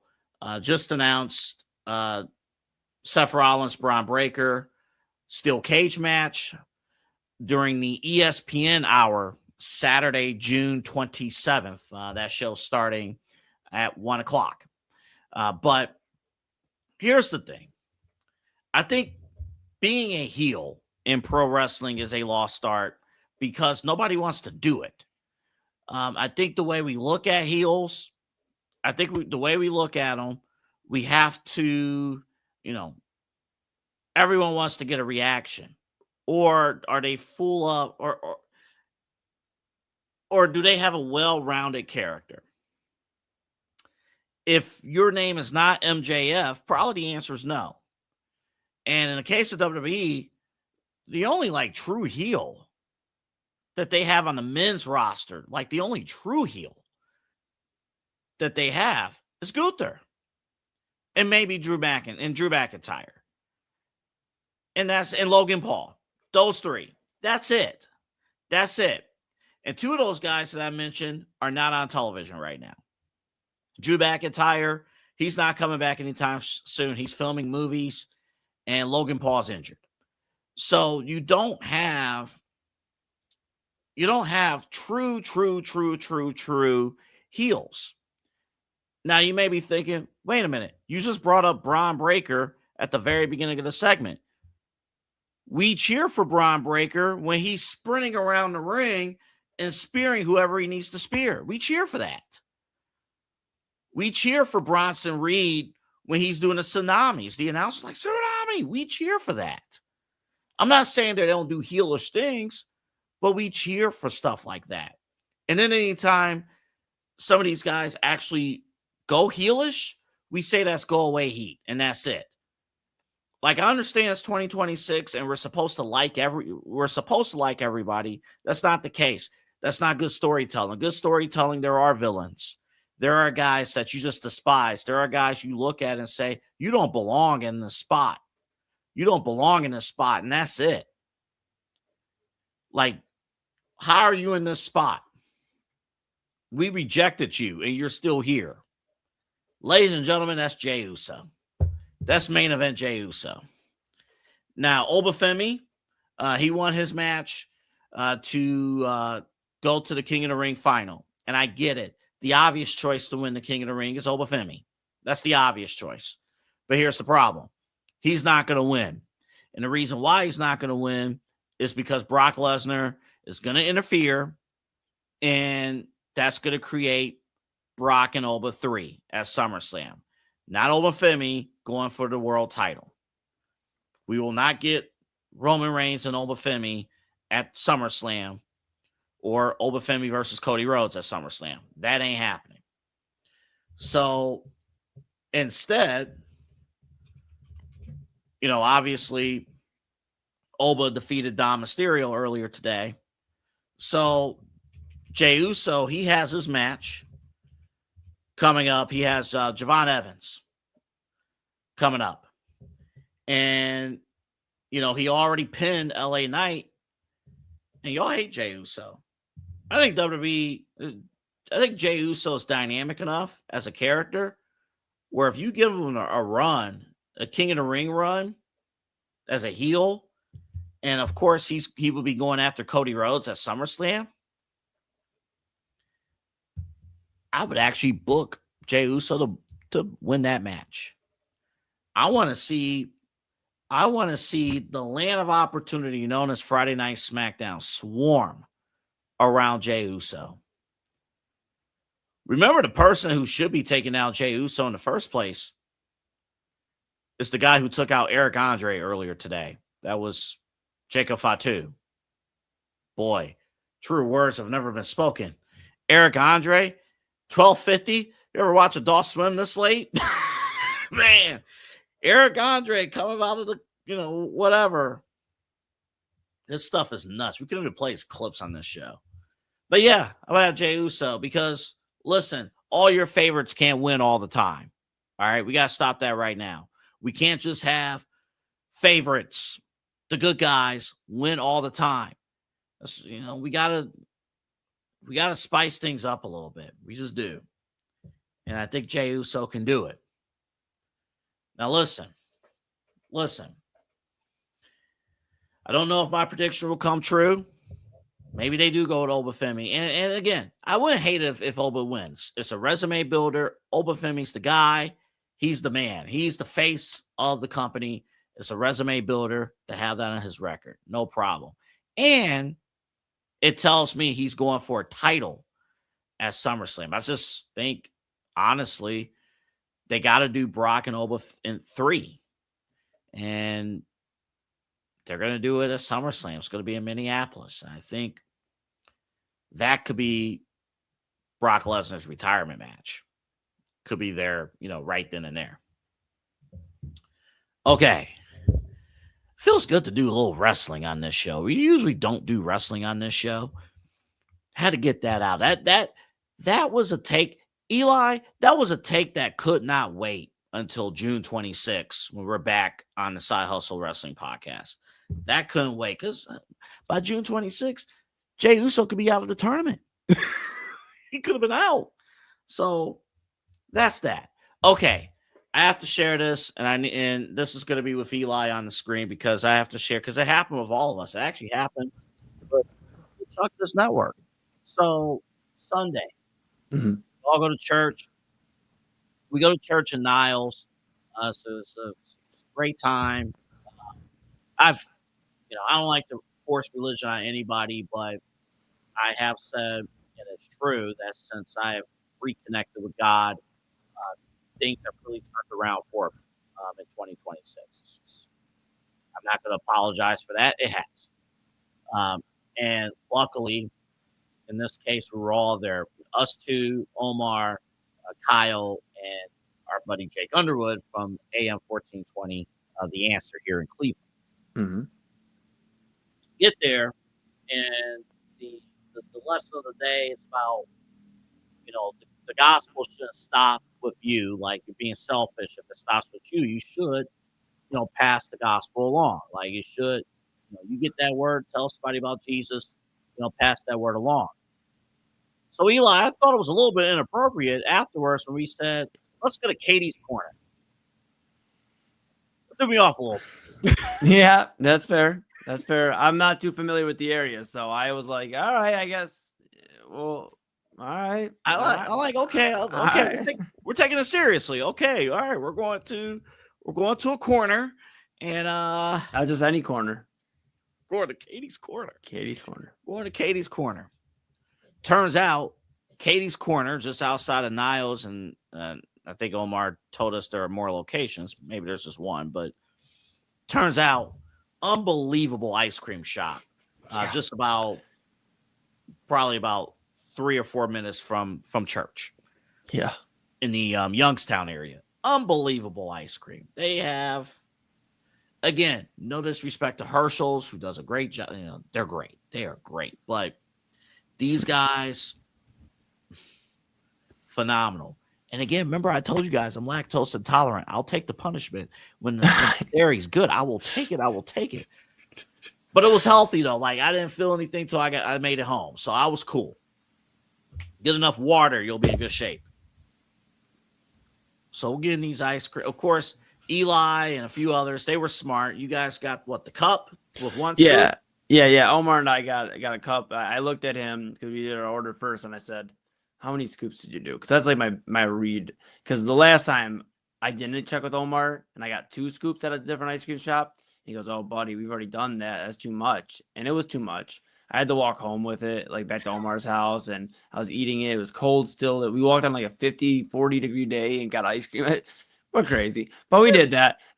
So this time around, I did 1 scoop of butter pecan or pecan. So that way I'm covering all my bases. And I had that. And Omar had, I think oh my goodness, I believe Omar did the chocolate chunk. He talked about this morning. He did the chocolate chunk. Yep. So he did a scoop of the chocolate chunk. And then you and Jake just decided to one-up us. So why don't you go ahead and tell the people? So here's my problem. Here's why I'm tough to hang around. This is why. I'm very indecisive when it comes to food orders. You sure are. Across the board. For somebody that loves food, you're so indecisive about it. I mean, everywhere. We had our network meeting, and the waitress is going around, and this happens every effing time. When you're never ready to order, they come to you first. Yeah. Every time. You got to have your go-to, bro. Like, if you don't know, just get a cheeseburger and fries. I'm not going for cheeseburger and fries, even though most times it's good. Yeah, you're right. So in most cases, the way I settle it is like, I haven't looked at the menu, which most times I haven't. I like to sit down, have a conversation with people and stuff, and then like, oh crap, I should look at the menu. So I watched Jake. Jake goes up. I was thinking about the strawberry cheesecake, which is one of my go-tos. Yeah. He got the waffle cone. I walked up. Actually, incorrect. I skipped over to the check-in, whatever. And I'm like, ma'am, whatever you just made with his order, I want that. Those are the exact words that came out of my mouth. I want that. She forgot what she just served. I'm like, the strawberry cheesecake with the waffle cone. Yeah. Damn it, that's gonna be memed. Yeah, you're in trouble. Not this week, but next week you're probably in trouble. Yeah, that's gonna be memed. Luckily, it doesn't know how to do GIFs yet, or GIFs, whatever it's called. So listen, Yeah, I get it, no problem.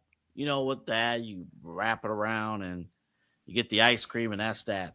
Mr. Moon, you worked hard all day. Yeah. You get the honor of telling people what happened next. It's a travesty. I don't know. A travesty, double A. I mean, my goodness gracious, where do you want me to start? Started off real strong. You had the technique. Everybody knows that when an ice cream cone is hot, or ice cream is hot, it'll start melting. So it was a hot day, it was a heat wave still, like mid 80s. And double A's, he's getting after it. He's making sure all the sides of the cone is all cleaned up. Oh, he's and doing real quick, well. let me add this detail real quick, because this is important. We got there right after church. Everything was freshly made. Yes. So we smelled the waffle cones. That's why Jake got it, and they're like, I got to get it. Go ahead, Eli. Absolutely. So I understand completely all of that. And you were doing a great job. You were looking, all the sides of the cone. You were getting after it. And you start, you were excited. You got to the cheesecake portion. You're like, oh, there's cheesecake. And Jake looked at you and goes, yeah, bro, that's the best part. And you were I think you were so thrown off at that point that you went for a bite of the bottom of the cone to get more cheesecake. And now, I don't know what's going through your mindset there. There's like Kenny Atkinson analytics there. I don't understand. Like analytically, you were up. You had the ice cream cone, but in real life, you did not. Because I told you in that moment, I said that was a bad move. That was a bad move because you have now opened up 2 holes for your ice cream to pour out of. The top and start overflowing of the cone you're eating out of, and the bottom where it's just going to leak out. So now you have 2 holes in your ice cream cone, and panic set in very quickly. You just started, let me get the bottom. Oh, let me get the dude. It looked. Can rough. I explain to the media what happened? We'd love to hear it. Okay. Members of the jury, here's what happened. All the cheesecake chunks was in the cone, like at the bottom. The ice cream itself was great, and there were pieces of cheesecake throughout the ice cream, but the goodness was at the bottom in the cone. But that's why I forgot in that moment. I thought I could one bite it. Absolutely not. No chance, dude. No chance. I love you, but no chance. No, I went in. I was like, because it was like, I'll give you an illustration. It's a cone. So pretend like this is a cone, not just straight up sugar cane. I'm like here. Okay. I thought all the cheesecakes down here. Oh, wow. All the cheesecakes down there. This is a hell of an illustration. Thank God we're almost at midnight or 1 a.m. Jeez almighty. This is bad. People are still watching. How about the cheesecake part? Okay. I thought I could one bite it. Bro, no. Like, you were going to get to it in just a few bites if you just stayed the course. And that teaches us a lesson in life. Just stay the course and good things will happen. But you tried to get to the good things first and bad things started happening. Everybody started watching, like Kyle, Jake, Omar, and I, and we were all rooting you on. Like, we were rooting for you, like Tyra Banks. And we were trying, and the panic set in. Like, again, Kenny Atkinson in the third quarter of the Eastern Conference Finals. Panic set in. Jake goes, oh, no, buddy. Oh, no. And I knew at that point we were watching a man against time because there was only a matter of time till that thing just started becoming a mess. And you did a good job. You cleaned it up. I will give you credit. You recovered. I think you only got 1 drop on the shirt. The ground, different story. That ground. Oh, that ground got destroyed. Katie's corner the parking lot got dealt with. Yeah. And it was some dripping. I'll give you an A for effort because you finished the job. You know what? You finished the job, but goodness gracious, I did. You struggled to get there, bro. I was under pressure because here's why. I realized a few things. Number one, why does Jake eat his ice cream so fast? He ate that pissed about so that. quick. He ate. It's a sugar. It's waffle cone ice cream scoops. Your teeth. You cannot speed through ice cream. He ate it faster than the scoop of butter pecan I had, and I got it before him. And then number 2, I'm a slow ice cream consumer. So what do you Here's do? the third thing. You get the waffle. Hold on, real quick, before you get to number 3. So you get the waffle cone, the large waffle cone with the ice cream, knowing that you were the slowest ice cream eater out of the bunch. But it smelled so good, though. It was fresh. It was fresh from the shop. It was fresh. I'll give it I got to you. suckered in. My original plan was to get the regular cup and the scoop. I have not had a sugar or a waffle cone ice cream probably in 20 years. Okay, I understand. It was fresh. I had to do it. It wasn't like I was going down the street to the supermarket and getting it out of the box. Like, I don't have a bucket of ice cream in my kitchen. Dude, the waffle cone did smell good. I'm not gonna lie. I It even almost changed my smelled order. It smells so good. Oh my God. Here's the worst part. If you know me, you know that I'm a healthy 5'6", according to the city of Cleveland. I'm not Kyle. I won't. I'll let you have that. I was waiting. I'll let you have that. The problem. So the way that we were standing, we were all standing in a circle. It wasn't a flat surface. I stood at the lower end, surrounded by my taller friends. And in the case of Kyle, significantly taller friends. Kyle was 7 foot that day. I have 1, 2, 3. I have 4 sets of eyes staring down at me, struggling with this drip, drip, drip, drip, drip ice cream. Yeah. Trying to one bite this thing. I just don't know where you were going with it. Like, I was like, oh no, this is gonna be a mess, man. This is gonna be a mess. And like Omar rooted John. Omar was like, no, he's got it. I was like, Omar, that's very kind of you. He does not have this right now. He does not. And you did. Again, not pretty, yeah, but the job got done. And that's sometimes what you gotta do. And then Jake, I deserve it. You called me out on a bit that I did 10 years ago. And he brought back a bit from years ago that I did to you at Omar's place during an NFL playoff game. I sat there. This is back when Omar lived in another town. I sat there. Eli did something. I couldn't even tell you what he did. That's the story of 18-year-old Eli. 18 to 21-year-old Eli did something. Couldn't even tell you what he did. I think we were talking fantasy football or something. Yeah. And I just sat there. I looked at him just like this. Look at you. Look at you. All you did was stand up and walk to the bathroom. I sure did. I couldn't take the pressure. I didn't even know what I did wrong. All you did was stand. And I'm sitting across from the living room, and I just sat there. I was like, look at you. Yeah. I knew one day that was going to come back and bite me. Sure did. And that was yesterday. Sure didn't think it was going to be at Katie's Corner after church, but freaking Katie's Corner after church. Jake, after he devours his ice cream in 2 minutes, stands there. First off, he did one of these. Okay, I have ice cream on my mustache and beard. Great. Let's bring us back to Denny's, where I consumed coffee with the whipped cream. And, Rebecca caught me with, cream on my mustache and stuff. Pause. Bro, the bottle interpretation, and now that we got it unhinged. All right, continue. And then, I didn't even tell you about what happened at the gym today. Then, Jake looks at me while I'm failing to one bite this thing.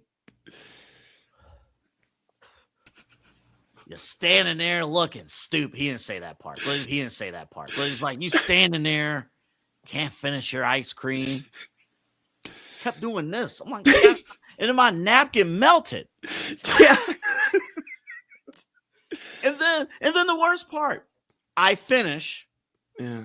I have to go back up to the lady at the cash register. I'm like, hey, ma'am. And I say, ma'am, this woman is like 20. Do you have any napkins? did that. She gives me the stack of napkins. I haven't done a walk of shame in years. Oh yeah. I slowly walked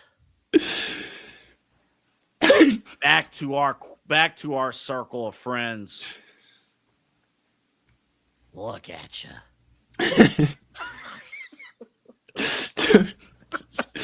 Dude, oh my goodness. That was some peak entertainment, man. Some people need reality shows, some people need other things.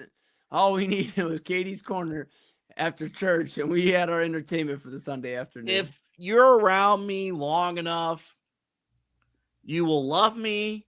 You won't be able to stand me. You'll hug me, and then you'll want to test my IQ all in one. Yeah, dude. I mean, but majority of the time. You want to tell the people what I did on Saturday? While I was we're gonna debut a new segment. I gotta define it. You know, we're gonna, you know, it's summer. We're gonna do some stuff. Okay. Yeah. Training camp's not for another month and a half. We're doing some stuff. Yeah.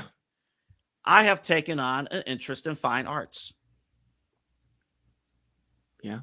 You sure have. So if you're an artist, like hold up, Eli, do painters and people, do they call themselves artists?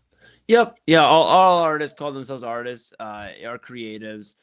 You know, and then usually they ask a follow-up question. Well, you like, what kind of art? You know, and then they're like, oh, I make music, or, you know, I produce beats, or, you know, whatever, or I paint, or whatever. But yes, typically artists. So yes, you definitely want to specify, but these are artists of the painting world. Do you music people? God, that sounded so disrespectful. I'll try again. Hold on. Here we go. Take two. I have to ask it this way. Do you music people, music artists, do you look at painters and say you're not a real artist? Oh, no. We love the painters, man. No, that's actually something I'm trying to incorporate in some of the shows coming up here soon is like live painting. I think it's so cool. There are live painters that do certain shows, like, or they'll paint the stage or whatever the feelings they have of the show, they'll paint and then they'll auction off or just give away for free sometimes to a fan. So no, we love our painter friends. I love all creatives. I can't speak for every artist, but we love all creatives, man. If you're out there doing your thing, we support you. So there's no beef between art and music. No, sir. All under fine arts. Yes. Right? Yes. So we're going to debut a new segment. I don't even know what it's called. I don't even know how it's going to go. Okay. But I want artists to submit work to the show. But I don't want to know what the painting, what the drawing, I don't want to know what it's about. And my goal, Eli can be a part of this too. It would be a good way to figure things out at 12:40 at night. Sure can. Figure out what the painting, what the drawing, figure out what it means without knowing the answer. I love it. I think you have a good start. I think you already got a good head start after this weekend. There was some things happening over the weekend. Thank goodness we went to church the next day. That's all I'll say. A set of feet is here, up here. Other stuff was happening down there. And the woman is over there. And other stuff was happening. Other stuff was happening. And then there was fire under, and then we moved the bench. Oh, there's fire underneath all of it. And then there was another one where, a creature is taking over a town. Yeah. This creature is burying people alive. Oh, no. You have naked people in this house with a monster on top. And then on the other side, you have a live concert. The dude that's taking the tickets has horns on his head, walking on in. And Just they're crazy. gyrating and, you know, what they say in Tyler Perry movies. They're gyrating and stuff. So yeah, late night art. Crazy, bro. Crazy. Yeah, you spent a lot of time talking to the collective about that. I mean, I walk back over and you're in full like I don't weather think mode. they're gonna invite me to another show. No, they loved you. No, they loved you, man. They're like, bring Double A back. I was like, oh yeah, man, we'll definitely bring Double A back. They loved having you, Omar's girlfriend Rachel there, and it was good to have everybody there rocking. But yeah, you when you went into the painting mode, you were full weather mode. You were meteorologist Double A, and you were like, but if you look over here, Eli, you did like I'm like Double A. Because everything. No, because you were like, hey, tell a positive story. You know, there's positive signs of stuff on the walls. Find something positive. Right, positive. I tried, and you found the negative. I didn't. It started as positive. It's not my fault. Somebody had up there. Ho hit me. See you tomorrow.